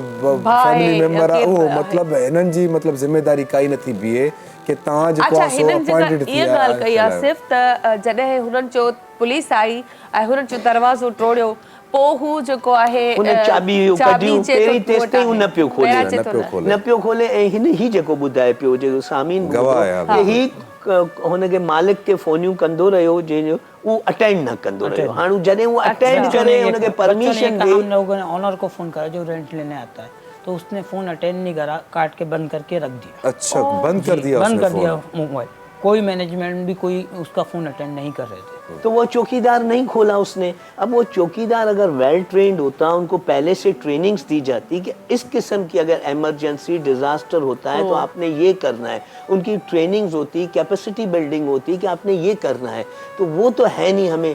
हम इसी तरीके से पाण इन ही तरीके से माण्हुनि खे हायर करे था छॾियूं, उनजी ट्रेनिंग्स नथा करियूं, ऐं इन में वॾो कमु सरकार जो आहे कि उन जो सरकार इन हाणे ॾिसो न सील थियो, सील थियण खां पोइ तव्हां जॾहिं मामिलो थोरो कूल डाउन थींदो, थधो थींदो, तव्हांखे ख़बर पवंदी साईं। हिकिड़ी ॻाल्हि छो जो असां हिन टाइम में वेठा आहियूं न, असांखे रुॻो ईअं न आहे कि असांखे पंहिंजूं सभियूं क्वालिटीज़ ई डिस्कस करणियूं आहिनि, असां पंहिंजूं वीकनेसिस बि डिस्कस कयूं अॼु जे कॾहिं। माना इहा हक़ीक़त पसंदि जे करे माण्हू थिए तीअं करे असां तव्हां हिकु पाण CSS ऑफिसर बि आहियो, ठीकु आहे, असां हिन शइ खां एग्री बि कंदो तव्हां। असांजी सिंध जेका आहे असां हमेशह जॾहिं बि को हीरो कहिड़ो जेको जिम जेको आहे सो को CSS ऑफिसर थींदो आहे, तयारी कंदो आहे, पास थींदो आहे, सॼी सिंध में जशन हूंदो आहे, सोशल मीडिया भरिजी वेंदी आहे त बाबा CSS ऑफिसर असांजो माण्हू ईअं। उहो ई CSS ऑफिसर जॾहिं अहिड़नि इदारनि में अचनि था, इदारनि में वञी करे पोइ वरी करप्शन जो बाज़ार गरम कनि था, ठीकु आहे। ऐं पोइ जेको आम सिंधी वञे थो जंहिं ख़ुशियूं सेलिब्रेट कयूं उन्हनि जे लाइ, त असांजो अची वियो त हिनखे हाणे मुल्क जो हालात चेंज कंदो, उहो अची करे करप्शन करे थो, उहो ई इदारनि जो बेड़ो ग़रक़ थो करे, उहो चाहे पोइ कहिड़े बि इदारे में हुजे। त पोइ अहिड़नि माण्हुनि जे लाइ तव्हां छा था चओ? अहिड़नि माण्हुनि खे इनकरेज करणु खपे, छो न उन्हनि जी वीकनेसिस खे बि हाईलाइट कजे, जहिड़े तरीक़े सां असां तारीफ़ कंदा उन्हनि जी। मां हिते तव्हांखे चवंदुसि की असां वटि जेकी वॾी चीज़ जी कमी आहे न, उहा जज़ा व सज़ा जी कमी आहे। जिते प्रॉपर अकाउंटेबिलिटी थींदी, जॾहिं जिते प्रॉपरली उनखे अकाउंटेबल कयो वञे। असां वटि ॿी वॾी कमी छा आहे कि राइट प्लेस ते राइट पर्सन न आहे, सही जॻह ते सही माण्हू हुजे, उहो बदकिस्मती सां न आहे। हाणे असां इन ऐं ॿियो सभु को हिते वाक़िफ़ु आहे कि ट्रांसफ़र पोस्टिंग्स, रिक्रूटमेंट ऐं ॿियूं शयूं कहिड़े तरीक़े सां थियनि थियूं। उन जे करे बदनसीबी आहे। तव्हां ॾिसो न, इन ते वरी हिकिड़ी अधु मिंट ॻाल्हायूं था। हींअर साईं हिकिड़ो DSP जेको कोरंगी में दाड़े में शामिलु थियो आहे, तव्हां इहा वॾी हाईलाइट ठही आहे स्टोरी। उमैर तारिक बाजारी, उमैर तारिक बाजारी UT means under training DSP। उहो साईं घरनि ते वञी उन दाड़ा आया आहिनि, घरनि पुलिस व्हीकल्स उन में, उहो हींअर पोइ जेल आहे, उहो जेल आहे। उते SP जेको आहे साउथ, SP साउथ, उहो मुअत्तल थियो आहे, उन ते इंक्वायरी हले पई। हाणे उहो बि उनखे बि जेको जेल थियो आहे, छाकाणि जो उहो पॉलिटिकल इन्फ्लुएंस आहे उनजे पुठियां ऐं तमामु शयूं आहिनि। इहे वॾे तमामु चैनल्स उनखे ब्रेक कयो आहे स्टोरी खे। उन में छाकाणि जो उनखे बिल्कुलु प्रोटोकॉल में आंदो वञे थो, तमामु शयूं। ऐं उहो इन खां पहिरीं कई दाड़नि में शामिलु आहे, पुलिस शामिलु आहे, पुलिस व्हीकल्स यूज़ थियूं आहिनि, पुलिस वारा यूज़ थिया आहिनि। उन पंहिंजे जुरिस्डिक्शन, जेको DSP जी त हिकिड़ी जुरिस्डिक्शन आहे न, उहो पंहिंजी जुरिस्डिक्शन सां ॿाहिरि वञी दाड़ा हणंदो हो ऐं उहो तमामु शयूं कंदो हो। ऐं उन में इत्तफ़ाक़नि इहो केस हाईलाइट इत्तफ़ाक़नि थी वियो त उहो CCTV कैमरा उते या बंदि हुआ। हिकिड़े CCTV कैमरा सां उहो पॉइंट आउट आइडेंटिफाई थियो आहे कि इहा हाणे उनखे वीगो गाॾियूं, सरकारी पुलिस वारा, 4-4 मोबाइलूं, आख़िर उहो केरु आहे जंहिंजे चए ते उहे अचनि थियूं। इहा असांजे माशरे जी पुठभराई आहे। इहे तव्हां ॾिसो न, इहा असांजे माशरे जी वॾी बदनसीबी आहे। ऐं इन ई जे करे जेको आहे न, ॾिसो न, एतिरी शाहूकार ऐं एतिरी कल्चरल असां रिच हुअण जे बावजूदि बि त सिंध जेको आहे उन में तव्हां ॾिसो कि असां यकीन कयो कि इत्तफ़ाक़ न, तव्हांखे यकीन कयो जॾहिं इस्लामाबाद या पंजाब किथे वञूं था त आउं हींअर रीसेंट कुझु अर्सो पहिरीं 4-6 महीना पहिरीं किथे इस्लामाबाद में हुउसि, त मुंहिंजो उन ऑफिसर सां इंट्रैक्ट न हो। उते जीअं इंट्रोड्यूस करायो त हर के पाण खे, जा सिंध सां आया हुया। असां सिंध सां 2 ॼणा हुआसीं, हिकिड़ो कराची जो, हिकिड़ो आउं हुउसि। उते जॾहिं हिकिड़ो ब्रेक थिए थो उन मीटिंग्स वग़ैरह खां पोइ, जीअं वेठा आहियूं, तव्हां बिलीव कंदो KPK जा, पंजाब जा ॿिया ऑफिसर हर ॻाल्हि में चवनि साइयों की हुकूमत है, सिंध यूं तबाह हुआ है साइयों की। भाई आपका हमारा पहला इंट्रोडक्शन है, आप मुझे नहीं जानते, मैं आपको नहीं जानते। means that is a general perception has been created कि that we are the corrupt people. वो साईं जो मतलब उन्हें हो कि सिंधी माण्हू, मतलब तव्हां ॾिसो न इन तरीक़े सां कॉमन खे लेबलाइज़ कयो था, छाकाणि जो हिकिड़ी किनी मच्छी हुजे थी, वो पूरे तालाब खे ख़राब करे थी। बिल्कुलु इन ॻाल्हि ते मां तव्हांखे ॿुधायां थो, जेको मां पर्सनली दोस्त काफ़ी पढ़ियल लिखियल दोस्त आहिनि जेके हिन शइ खे इनकरेज कंदा आहिनि, जिन्हनि सां वियो न उहे चवंदा आहिनि इनखे जस्टिफाई कीअं कंदा आहिनि। अब ॿिया बि त जेको आहे सो करप्शन कनि पिया न, हे त भला पंहिंजो माण्हू आहे न, भला इहो छो न करे।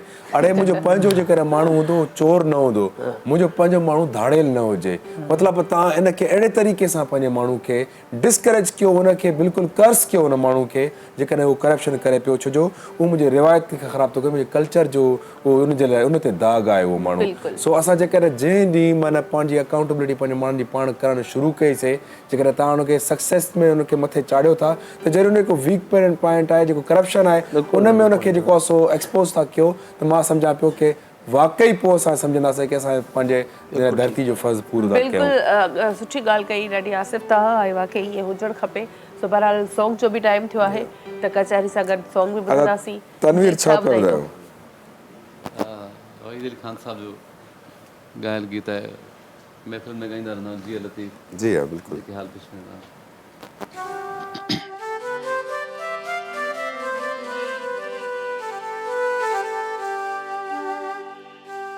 तो दर आयस राजिया बेली झोल खणी खाली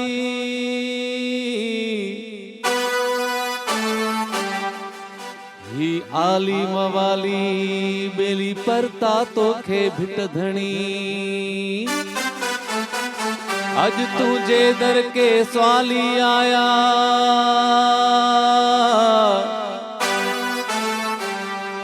अज तुझे दर के स्वाली आया तंते नेक नजर तंते नेक नजर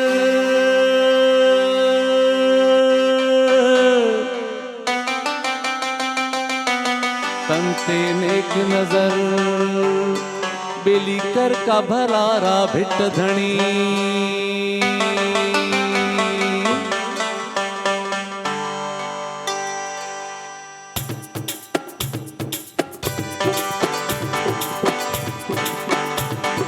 जिए लतीफ मुझो जिए लतीफ मुझो जिए लतीफ हो सुनो लतीफ हो सिंध जो लतीफ आमो जो लतीफ आ तू जो लतीफ साईं जिए लतीफ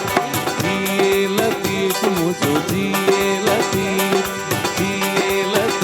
मुझो जिए लतीफ हो सुनो लतीफ आ सिंध जो लतीफ आमो जो लतीफ आ तू जो लतीफ प्यारा जिए लतीफ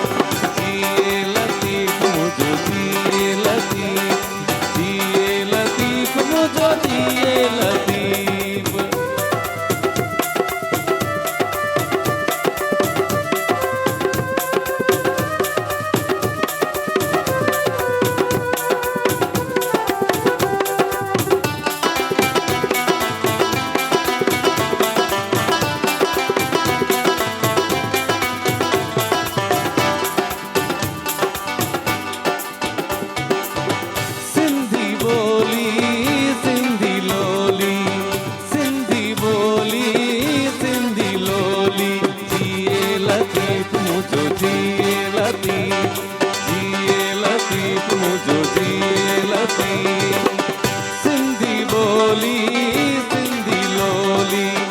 हर का भरे थो खाली झोली हर का भरे थो खाली झोली जिए लतीफ मुझो जिए लतीफ मुझो जिए लतीफ ओ सुनो लतीफ आ प्यारो लतीफ ओ मुझो लतीफ आ तुझो लतीफ साईं जिए लतीफ साईं जिए लतीफ मुझो जिए लतीफ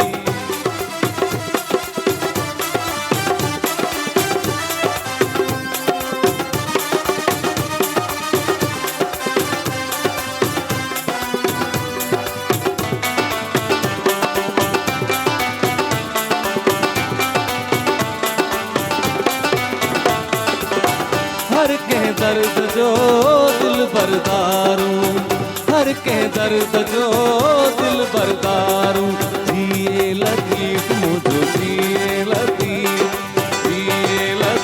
मुझो जिए लतीफ हर के दर्द जो दिल बरदारूं प्यारो सुने थो पल में पुकारूं प्यारो सुने थो पल में पुकारूं जिए लतीफ मुझो जिए लतीफ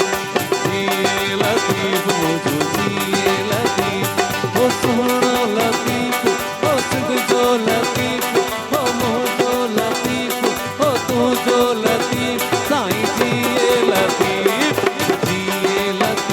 साईं जिए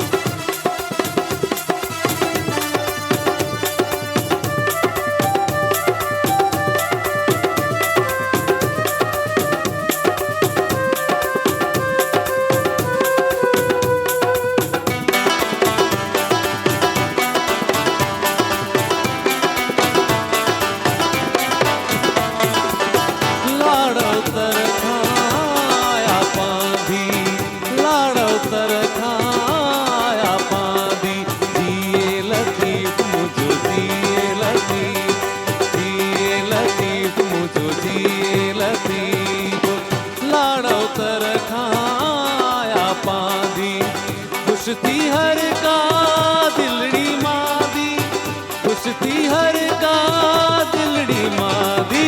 जिए लतीफ मुझो जिए लतीफ, जिए लतीफ मुझो जिए लतीफ। ओ प्यारो लतीफ, आ सुनो लतीफ, ओ मुझो लतीफ, आ तुझो लतीफ। साईं जिए लतीफ, जिए लतीफ, साईं जिए लतीफ, जिए लतीफ मुझो जिए लतीफ। वाह वाह, जिए लतीफ़ सदा जिए, जिए सिंध सदा जिए। ब्रेक जो भी टाइम थियो आहे त ब्रेक ते हलंदासीं ऐं ब्रेक खां पोइ गॾु मुझे सिंध के सलाम सलाम सिंध, मुझे सिंध के सलाम सलाम सिंध। Welcome back viewers. हिकु दफ़ो ॿीहर रवां खे भली कार पिया कयूं, जिते असां सिंध जी ॻाल्हि पिया कयूं, कल्चर जी ॻाल्हि पिया कयूं, उते असां पंहिंजे जेको सो न्यू जेके राइज़िंग स्टार्स टैलेंट जेके आहिनि उन्हनि ते असां ॻाल्हाईंदासीं, रोशनी विझंदासीं। पूरी दुनिया जेको आहे सो तव्हां ॾिसंदो कि उहो हिकिड़ो इन में सोशल जेको आहे सो मीडिया जी तरफ़ वञे पई। ऐं मां सम्झा तरह तरह नंढा नंढा ॿार जेके आहिनि उहे कॉन्टेंट क्रिएटर लॻा पिया आहिनि ऐं मिलियंस छा बिलियंस में अर्न पिया कनि। पाड़ेसरी असांजा मुल्क ॾिसो, उहे बि मतिलबु हर घर में जेकॾहिं 4 भाती आहिनि त चइनि मां 4 ई भाती जेको आहे सो यूट्यूबर्स आहिनि। सो असां सां गॾु जेको आहे सो तनवीर अदा जी जेको नंढड़ी आहे हूर फातिमा, उहा मौजूदु आहे। हूर फातिमा, तव्हां जेको आहे सो सोशल मीडिया ते एक्टिव लॻा पिया हो, टिकटॉक खां अलावा यूट्यूब ते आहियो? यूट्यूब पे ना, ओनली टिकटॉक। ठीकु आहे, पोइ छो प्लान छो नथा कयो कि तव्हां यूट्यूब ते बि अचो, उते अर्न बि कयो तव्हां? वो पंहिंजे फादर खे थी ॾिसे। अच्छा, मांजी मम्मा मूंखे इजाज़त न ॾींदी। इजाज़त न, तव्हांजा पप्पा तव्हांखे इजाज़त ॾियनि पिया त मम्मा केरु थींदी आहे? टिकटॉक तव्हां कॾहिं खां स्टार्ट कयो? मां 2022 खां। केतिरा फॉलोअर्स, लाइक केतिरा आहिनि? मुंहिंजा लाइक्स 600 के आहिनि ऐं फॉलोवर्स 55 के। अच्छा, मतिलबु अञा हाणे साल खनि थियो आहे तव्हांखे? साल 2022 खां पोइ इनखे कंटिन्यू कंदव? इजाज़त आहे अॻियां? हा। बाबा जे तरफ़ां घणी आहे या मदर जी? मिनी जे तरफ़ां घणी आहे। बाक़ी यूट्यूब न? यूट्यूब भी थींदो, लेकिन पर्सनल फोन आहे अम्मी जी। गुड आहे, सही आहे, सुठी ॻाल्हि आहे। ऐं माउ पीउ जी जेको मॉनिटरिंग हुजे इहो तमामु बहितरीनु ॻाल्हि आहे। अच्छा जी, तनवीर साहिबु जेको आहे सो जीअं मूंखे ॾाढी ख़ुशी थी कि हिकिड़ो फादर हिकिड़ो सुठी माइंड रखण वारो उहो पंहिंजी नंढड़ी खे प्रोमोट करण जे लाइ उहो आहे कि मुंहिंजी नंढड़ी प्रोमोट थिए। ऐं असां चाहींदासीं कि जेके बि नंढड़ियूं आहिनि, नंढड़ा आहिनि, उहे इन दुनिया में अचनि, यूट्यूब जी दुनिया में अचनि। यकीन कयो कि माना हिन टाइम सॼी दुनिया जेका आहे सो न सुठी जेके ॿिया प्रोफेशन्स में वेंदा, फलाणो को इंजीनियर, को फलाणो डॉक्टर, हाणे उहे बि तव्हांजा वीलॉगर्स लॻा पिया आहिनि इन शइ खे, पंहिंजो कॉन्टेंट खे इवन प्रोमोट करण जे लाइ। सो तव्हांखे जेके टिकटॉक वारा जेके व्यूअर्स आहिनि, ऑडियंस आहे, तव्हां हिननि खे खणी करे तव्हां पंहिंजो कॉन्टेंट ठाहियो ऐं असां चाहींदासीं कि तव्हां इन शइ खे यूट्यूब ते आणियो ऐं अर्न कयो।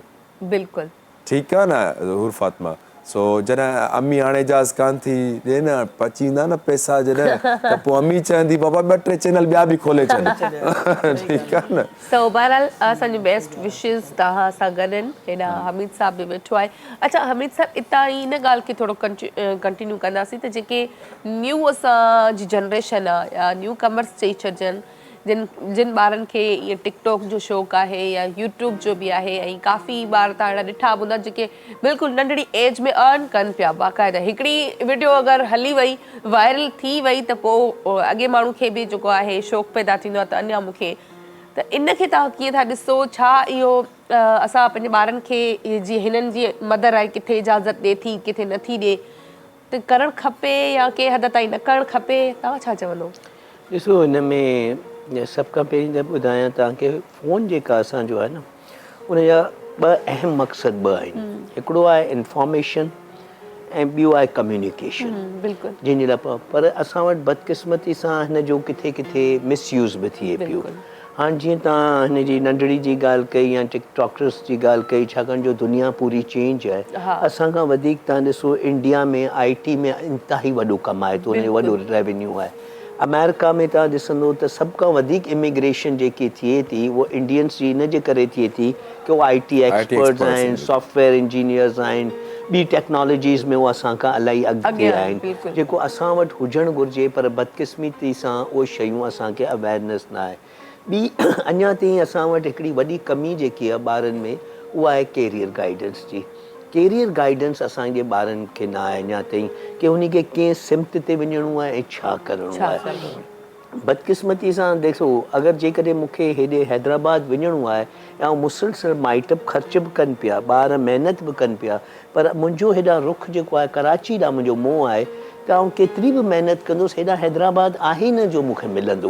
त सम्झो त ईअं ॿार महिनत बि कनि पिया, माइट वीचारा पंहिंजो पेट कटे हिकु वक़्त जी खाइनि था, किथां न किथां अरेंज करे उनखे पढ़ाइनि पिया, पर छाकाणि जो कैरियर गाइडेंस न आहे, असां राइट ट्रैक ते न आहियूं त इन लाइ उहो मंज़िल जेकी असांखे आहे उहा नथी मिले। कैरियर काउंसलिंग असांजे स्पेशली ॿाराड़ियुनि में इंतिहाई ज़रूरत आहे जेकी न आहे। ऐं तव्हांखे आउं हिते ॿुधायां छाकाणि जो हिन वक़्तु मां एजुकेशन में आहियां, तव्हांजा 2.5 करोड़ ॿार आउट ऑफ स्कूल आहिनि पाकिस्तान जा, तंहिंमां 65 खां 70 लख ॿार सिंध जा आहिनि। आउट ऑफ स्कूल जो मतिलबु इहा आहे की उहो ॿार या उहो नियाणियूं जंहिं कॾहिं स्कूल ॾिठी ई न आहे, इहे त हिकिड़ो थियो। ॿियो इहो थियो कि हिकिड़ो ड्रॉप आउट असां एजुकेशन में चवंदा आहियूं। ड्रॉप आउट इहो आहे कि जेको पहिरीं दर्जे में ॿारु दाख़िलु थियो, ॿिए में, टे में, चौथे में उहो कंहिं तरीक़े सां स्कूल छॾे वियो, उन जा खोड़ सारा कारण आहिनि कि भई छो छॾे वियो ॿार। उहो बि हिकिड़ो त 65-70 लख ॿार आउट ऑफ स्कूल जॾहिं की न विया आहिनि, उहो उन खां पोइ पहिरीं खां 5वीं क्लास ताईं 5 दर्जे ताईं उन में बि 23% ड्रॉप आउट आहिनि, जेका ॿार अचनि था अची वरी छॾे वञनि। त इहो हिकिड़ो लम्हाए फ़िक्र आहे, ॾाढो अफ़सोस आहे। असांजे ॾिसो न हे ॿार असांजा तव्हांजा ॿार आहिनि, हिन सिंध धरती जा ॿार आहिनि, हिन क़ौम जा ॿार आहिनि, त असां छा पंहिंजो मुस्तक़बिल कयूं। इन ई तरीक़े सां तव्हां ॾिसो असां वटि स्टंटेड चाइल्ड अंग्रेज़ी में चवंदा आहिनि उहो ॿार जंहिंजी नशो नमा नथी थिए, जंहिंखे प्रॉपर खुराक नथी मिले। हाणे उहो ॿार तव्हांजा ॾिसो WHO चए पियो, ऐं हे जेका मूं फिगर जेका 2.5 करोड़ या 65-70 लख जी फिगर कोट कया, that is the figure of the UNICEF. UNICEF जा फिगर आउं ॿुधायां पियो तव्हांखे। इन ई तरह WHO चए थो कि साईं तव्हांजा 40% पाकिस्तान जा ॿार स्टंटेड आहिनि, जंहिंजी प्रॉपर नशो नमा नथी थिए, ग्रोथ नथी थिए, जंहिंमां 45 खां 50 खुराक जी, तंहिंमें 45 खां 50% जेका आहिनि उहो सभ खां हाईएस्ट नंबर ते असां सिंध आहियूं। जिन थर जा ॿार, उमरकोट जा ॿार, बदीन जा ॿार, सिजावल जा ॿार, ठटे जे कोस्टल बेल्ट इन एरिया, इहे सभ खां वल्नरेबल आहिनि, इहे सभ खां हसास जॻह आहिनि। ऐं असां जॾहिं चऊं था ग्रोथ नथी थिए त असां सम्झूं था कि ॿार जी जिस्मानी ग्रोथ न पई थिए, पर गॾोगॾु हिकिड़ी मेंटल हेल्थ आहे तव्हांजी, उहो बच्चो एतिरो पिक नथो करे सघे, उहो बच्चो जिस्मानी त कमज़ोर आहे, ज़हनी कमज़ोर थो थिए, उहो कम्पीट नथो करे सघे, मुक़ाबला नथो करे सघे, उन IQ लेवल घटि आहे। त इन लाइ तव्हां ॾिसो न तव्हांजो अचण वारो मुस्तक़बिल छा आहे। असांजो मुस्तक़बिल इहा अचण वारा ॿार आहिनि, महिमार क़ौम जो उहो ई आहे मुस्तक़बिल। त इहा आहे। ॿियो वरी तव्हां ॾिसो इंस्टीट्यूशन में असां अगरि हिन ते ॻाल्हायूं कल्चर डे ते, त ॾिसो न आइस, गुटको, मावो, चर्स इंस्टीट्यूशंस में वॾी तादाद इन ते इंतिहाई ॻाल्हि साईं। स्कूल हिकिड़ो वेल नोन स्कूल, रेप्यूटेड स्कूल, जिते माना चवंदा आहिनि त माना लखे रुपया फीस जेके वठंदा आहिनि, उहो कमिश्नर खां जेको आहे सो पार्टी जी परमिशन गैदरिंग, स्कूल गैदरिंग जे नाले ते अप्रूवल वठी वियो, ऐं उन्हनि जेको आहे सो ड्रग पार्टी शुरू कई। उन्हनि जी एज छा हुई, 7th ऐं 8th स्टैंडर्ड जा ॿार आहिनि उहे, उन्हनि जेको ड्रग पार्टी कई आहे, हिन ड्रग पार्टी सां गॾु ॿियूं बि अलाए केतिरियूं जेको आहे सो नेगेटिव एक्टिविटीज़ उन्हनि परफॉर्म कयूं आहिनि। पकड़िजी वियाऊं त वरी पोइ कमिश्नर खां जॾहिं पुछियो वियो त बाबा हे जेके कहिड़ो तुंहिंजे मन जेको आहे सो हिन सर्किल में कीअं थी आहे, हुनजे उन्हनि गैदरिंग पार्टी जेको लाइ असांखां अप्रूवल वरितो आहे, पोइ उन्हनि सरेआम माना ड्रग हलाई आहे उते, ऐं स्कूल जा ॿार साईं। बिल्कुलु इहा वॾी बदकिस्मती आहे न। तव्हां ॾिसो तव्हां अचण वारा असां छा पंहिंजी जनरेशन पैदा कयूं पिया, तव्हां हुन मां अंदाज़ो कयो न कि आइस ऐं मंशियात सरेआम यूनिवर्सिटीज़ में, कॉलेजिस में, स्कूल में, हाणे त ॿाराड़ी में, असां वटि ठटे में इहा ई सूरत हाल आहे। आख़िर उहा आइस कीअं थी पहुचे, केरु पियो पहुचाए उनखे, मिडिल मैन केरु आहे, किथां स्टार्ट थिए थी, एंड यूज़र उनजो केरु आहे, केरु हिन जो बेनिफिट वठे पियो, त बदकिस्मती आहे। हाणे गुटके ते एतिरा वॾा सख़्तु रूल्स आहिनि पर इम्प्लीमेंटेशन कोन्हे। हाणे तव्हां ख़ाली ऐं पर ठटे जी पंहिंजी ॻाल्हि कयां त चवनि था की जंहिं गुटके ते असां हीअ कई आहे, हेतिरो मटीरियल जंहिंजो तव्हां SP ऑफिस या DC ऑफिस जे साम्हूं के बि हिननि ते वञो, उते मिले थो। साईं, मिले थो आराम सां। पर तव्हां ॾिसो न की असांजी हालत छा आहे इन ई तरीक़े बिल्कुलु तव्हांजी ॻाल्हि कयो, उते नथो मिले जिते जेको आहे नओं SHO फ़िलहाल आहे जेसिताईं सेटिंग न थी आहे। अॼु इन में बि साईं आउं तव्हांखे अर्ज़ु कयो न, इन ते मूं कुझु थोरो कयो। इन ते बि ईअं आहे की पुलिस छा आहे की जंहिं गुटके जी इजाज़त ॾिए थी। हाणे आउं हिकिड़ी दफ़ा केॾे सफ़र ते वियुमि, छठे मंझि, यानी हिकिड़ी सब डिवीज़न खां ॿी सब डिवीज़न, किथे रस्ते में ब्रेक करे या आउं अक्सर कोशिशि कंदो आहियां पुछां की भाउ गुटको मिले थो ई आहे, थोरो पंहिंजी नॉलेज में बि त साईं हू चए थो साईं जावेद जो माओ आहे मूं वटि, बलोच जो न आहे। पोइ बलोच जो उन नाला रखूं, बलोच जो छो न अची, उनजी पुलिस इजाज़त ॾिनी फलाणी जी सेटिंग आहे, तव्हां वारी ॻाल्हि उहो मिले पियो, पर तव्हां जेसिताईं सेटिंग न कंदो इहा सूरत असांखे इहा ख़बर आहे त माना मेड़ जो माओ जिन छोकिरी खे ॿुधायो त बाबा माओ मिले थो, हेठि देरी न कजे, माओ खारायो भला।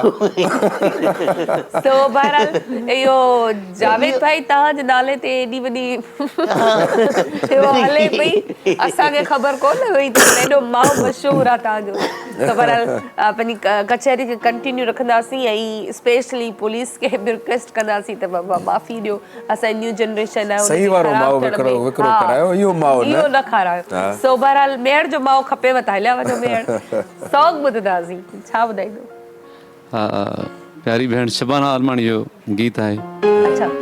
अॼु शबाना मुंहिंजे ॻोठ जी आहे, मोरो जी आहे, ऐं तमामु सुठी शाइरा आहे साईं। ऐं मां सम्झंदो हुन शाइरी में इन धरती जो दर्द वाह जो आहे। बिल्कुलु अॼु शबाना जो सॉन्ग ज़रूरु ॿुधंदासीं।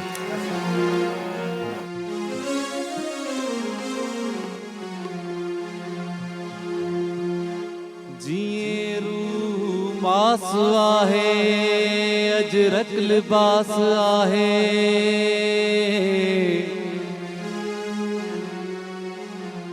चमनवा दिल इन्हीअ में विश्वास वास आहे।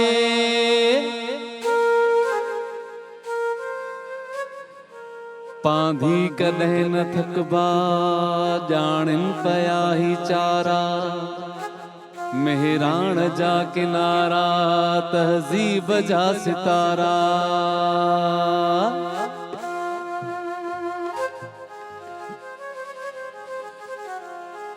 मौजू मिसाल आहिनि मेहराण जा किनारा।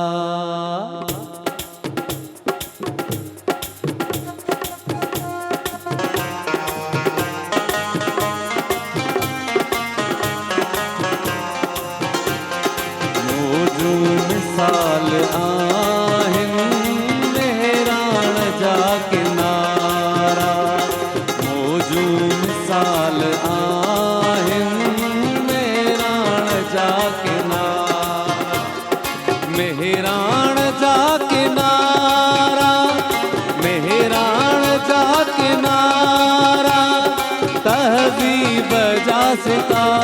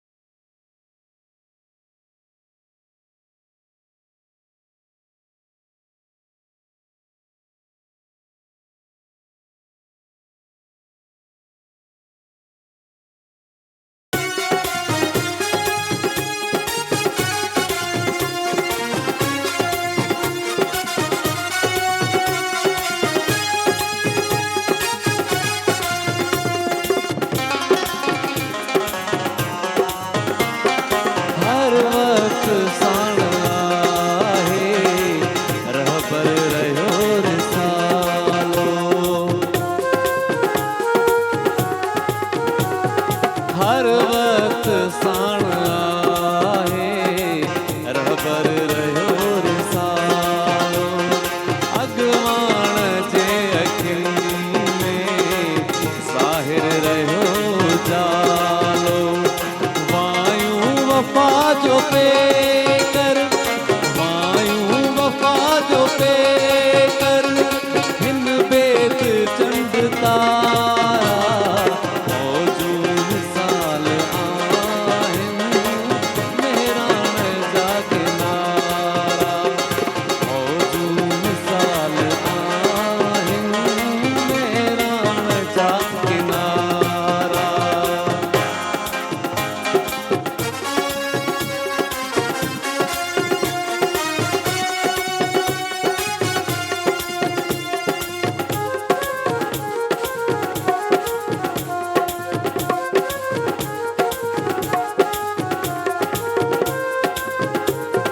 हिन सिंध जी कहाणी ॾाढी आहे पुराणी हिन सिंध जी कहाणी ॾाढी आहे पुराणी चप चोर तूं शबाना वरजाए आलमाणी चप चोर तूं शबाना वरजाए आलमाणी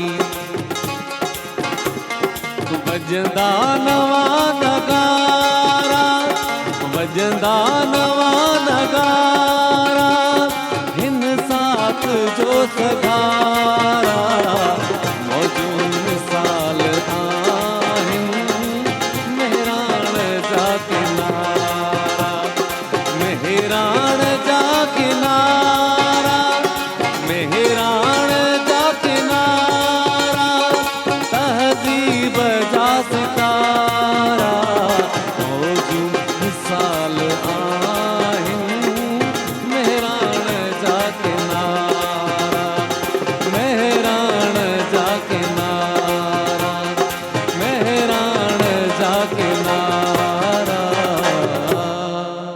वाह वाह ईअं मौजूं वाणींदा रहूं असां जेको आहे सो हिन धरती जे इश्क वारियूं ऐं सो वियोसि टाइम थियो आहे कमर्शियल ब्रेक जो मिलूं था हिन शॉर्ट कमर्शियल ब्रेक खां पोइ मुझे सिंध के सलाम सलाम सिंध मुझे सिंध के सलाम सलाम सिंध वेलकम बैक जी दफ़ो ॿीहर तव्हां सभिनी खे भली कार कयो था हिन ख़ूबसूरत ट्रांसमिशन में ऐं जेको आहे अॼु असां पोलियो जो ज़िक्र जेको आहे पूरे प्रोग्राम में आसिफ़ नाहे कयो त आऊं ज़रूरु यादि ॾियारणु चाहींदसि तव्हांखे सो बहरहाल जेको आहे कल्ह खां वठी 27 नवंबर खां वठी 3 डिसंबर ताईं पोलियो जी मुहिम जेका आहे उहा जारी आहे त इन में भरपूर सहकार कयो पंहिंजे ॿारनि खे जेके 5 सालनि खां नंढी उमिरि वारा ॿार आहिनि को बि ॿार रहिजी न वञे हर अगरि कंहिं दर ते पोलियो टीम ईंदी बि आहे त काफ़ी माण्हू जेको आहिनि अवॉइड कंदा आहिनि ड्रॉप्स खां न या वरी जेके इंजेक्शन या टीको वग़ैरह लॻाईंदा आहिनि त उन्हनि सां भरपूर सहकार कयो छो जो तव्हांजे ॿारनि जे मुस्तक़बिल ऐं ज़िंदगी जो सुवालु आहे ऐं जीअं बार बार असांखे टीवी ज़रिए असांखे अख़बारुनि ज़रिए या पैगाम ज़रिए असांखे ॿुधायो वेंदो आहे मोबाइल फ़ोन ते मैसेज अची वेंदो आहे त ही हिकिड़ो मूज़ी मर्ज़ आहे जेको लॻभॻि पूरी दुनिया मां ख़तमु थी चुको आहे इको तुको असां वटि कुझु आहे त असांखे उनखे बि ख़तमु करणु घुरिजे सो बहरहाल जेको आहे कल्ह 27 नवंबर खां 3 डिसंबर ताईं पूरे पाकिस्तान में असांजे 4 सूबनि में जेको आहे पोलियो जी मुहिम शुरू थी वई आहे हा उन्हनि सां भरपूर ताउन कयो या जेके अगरि तव्हांजे दर ते न बि अचनि था त जेके क़रीबी सेंटर आहिनि उते वञी तव्हां पंहिंजे ॿारनि खे पोलियो जा ड्रॉप्स पीआरियो सो प्रोग्राम बि लॻभॻि तव्हांखे ख़बर आहे त 10 मिंट हूंदा आहिनि पोयां असां वटि सो तमामु सुठी कचहरी थी असांजी महिमाननि सां पर लास्ट में असां मैसेज त वठंदा ई वठंदा आहियूं त हमीद साहब असां सां गॾु त उन्हनि खां मैसेज वठंदासीं कल्चर जे हिसाब सां असांजे माण्हुनि जे लाइ को मैसेज ॾियणु चाहींदव बस आउं यही रिक्वेस्ट कंदुसि कि तमामु के हिकिड़ी त असांखे कल्चर खे पंहिंजो कल्चर आहे उनजी जेतिरी असां पुरगोर करे सघूं उनजी रार संभाल लही सघूं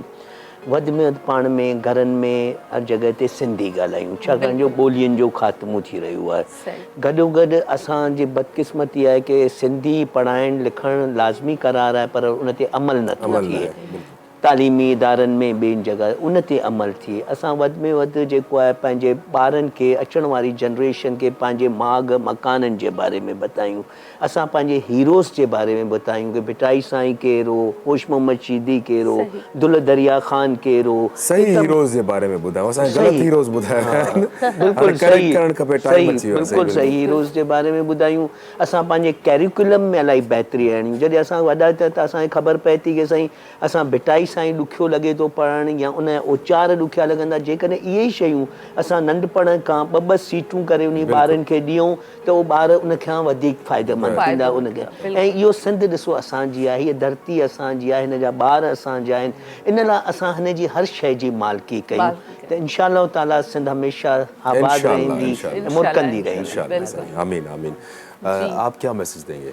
सर मैसेज ये दूंगा कि आइंदा जो भी ये कंस्ट्रक्शन करते हैं कराची के अंदर, जितने भी बिल्डर्स हैं या आर्किटेक्चर हैं, या गवर्नमेंट उसको चेक करती है, मैप को पास करती है, उस पर ऑल्टरनेट एक छोटा सा एक मैसेज उस पर हो कि जो भी इस कंस्ट्रक्शन को तामीर कर रहा है उसके रूम के हवाले से एक मैप जनरेट हो जो बाहर मेन डोर के ऊपर हो।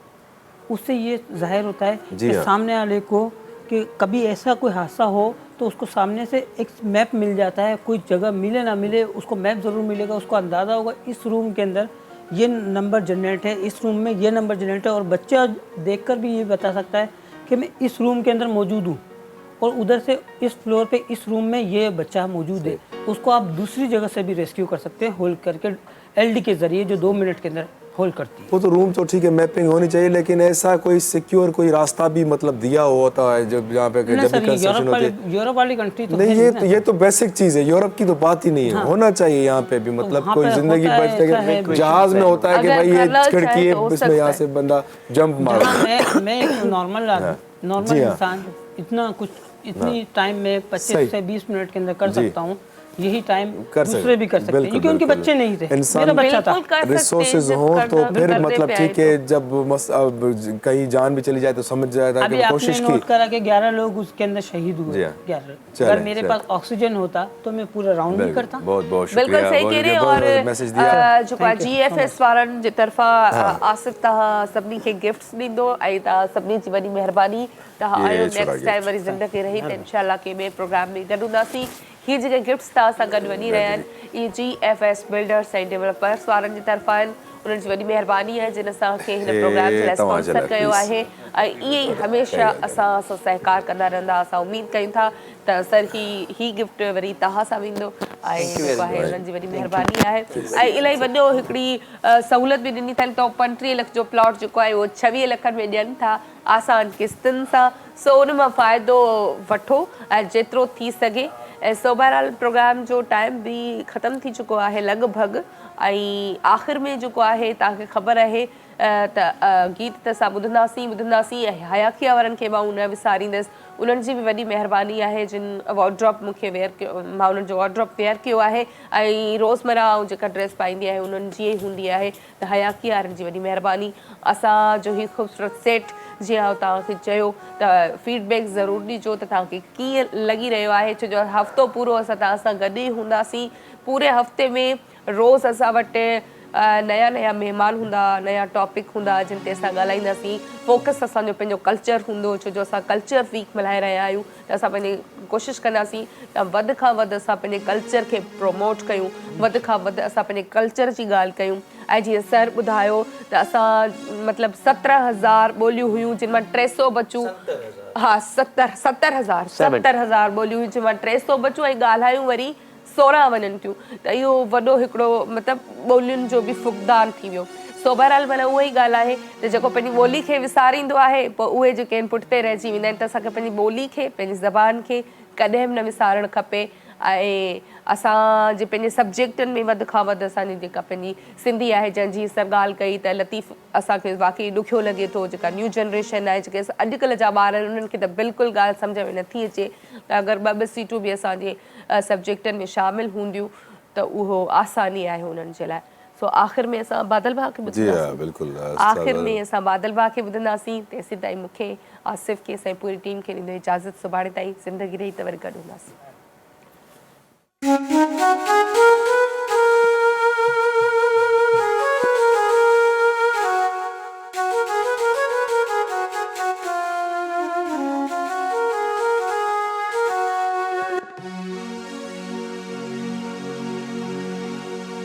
सिंधड़ी शाह लतीफ़ जी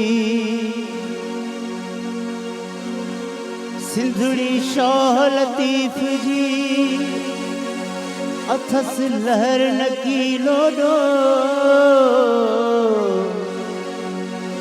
अखड़न खां ओडो मूंखे मुंहिंजो भिट धणी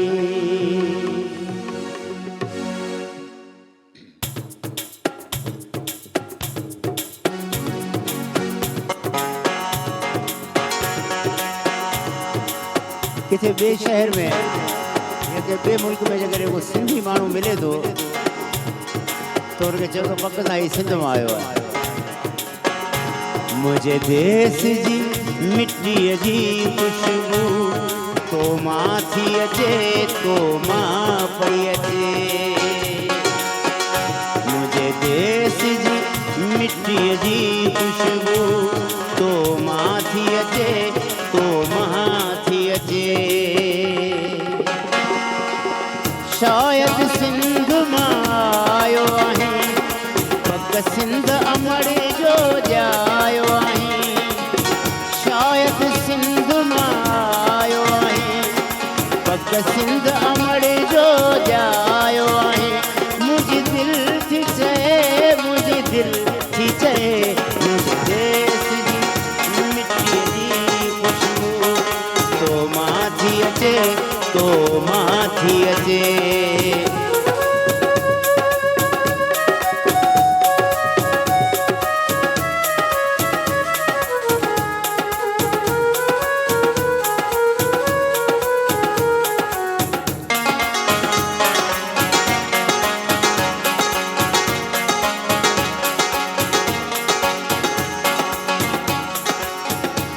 तुझी खामोशी मां लगे थो ये तुझी खामोशी मां लगे थो ये जिया मकलीअ में का माठ हुजे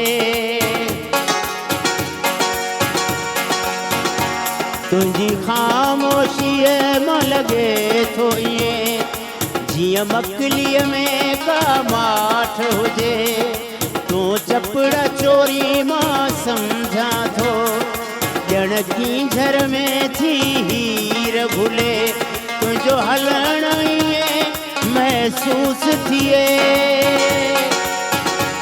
तुंहिंजो हलण ईअं महसूस थिए कर कारूं झर ते मोर नचे मुंहिंजे देश जी मिट्टीअ जी खुशबू तो मां थी अचे तो मां थी अचे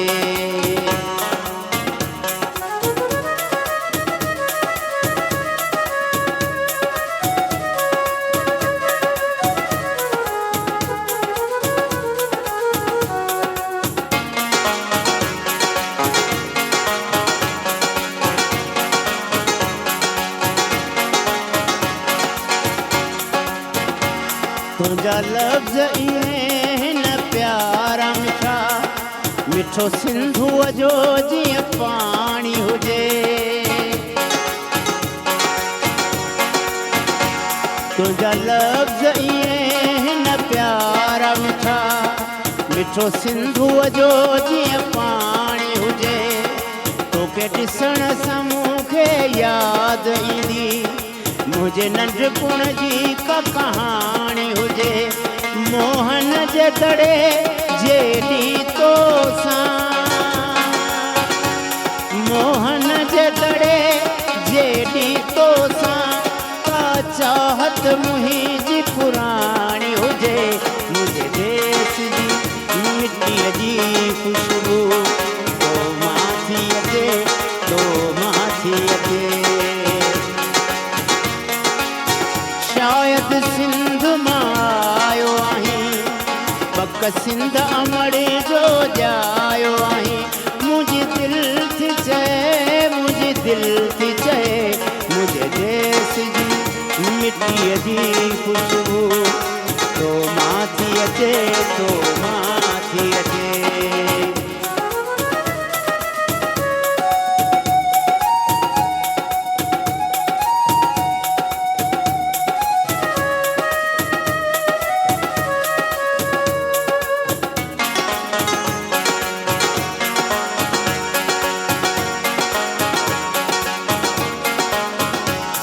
मुझी धरती जे तारीख़ न जा मुझी धरती जे तारीख़ न जा तुझे अखड़ियन में हिन अक्स चिटा तुझे अखड़ियन में हिन अक्स चिटा तुझे वारन जी छावन में मुँह सोनी सिंध जी शाम जा पाछा ॾिठा तुझे वारन जी छावन में मुँह सोनी सिंध जी शाम जा पाछा ॾिठा तुझी सूंह सरापा सिंध आहे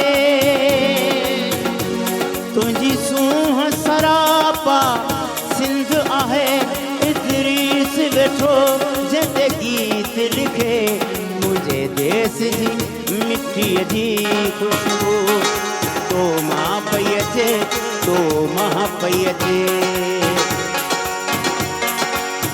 शायद सिंध मां आयो आहीं पक सिंध अमड़ जो जायो आहे मुझी दिल थी चए मुझी दिल पई चवे मुझे देश जी मिट्टी जी खुशबू तो मां पई अचे तो मां पई अचे तो मां पई अचे तो मां पई अचे मॉर्निंग शो सलाम सिंध जा तमाम एपिसोड्स ॾिसो हाणे HD क्वालिटीअ में विज़िट करियो असांजो YouTube channel Sindh TV HD।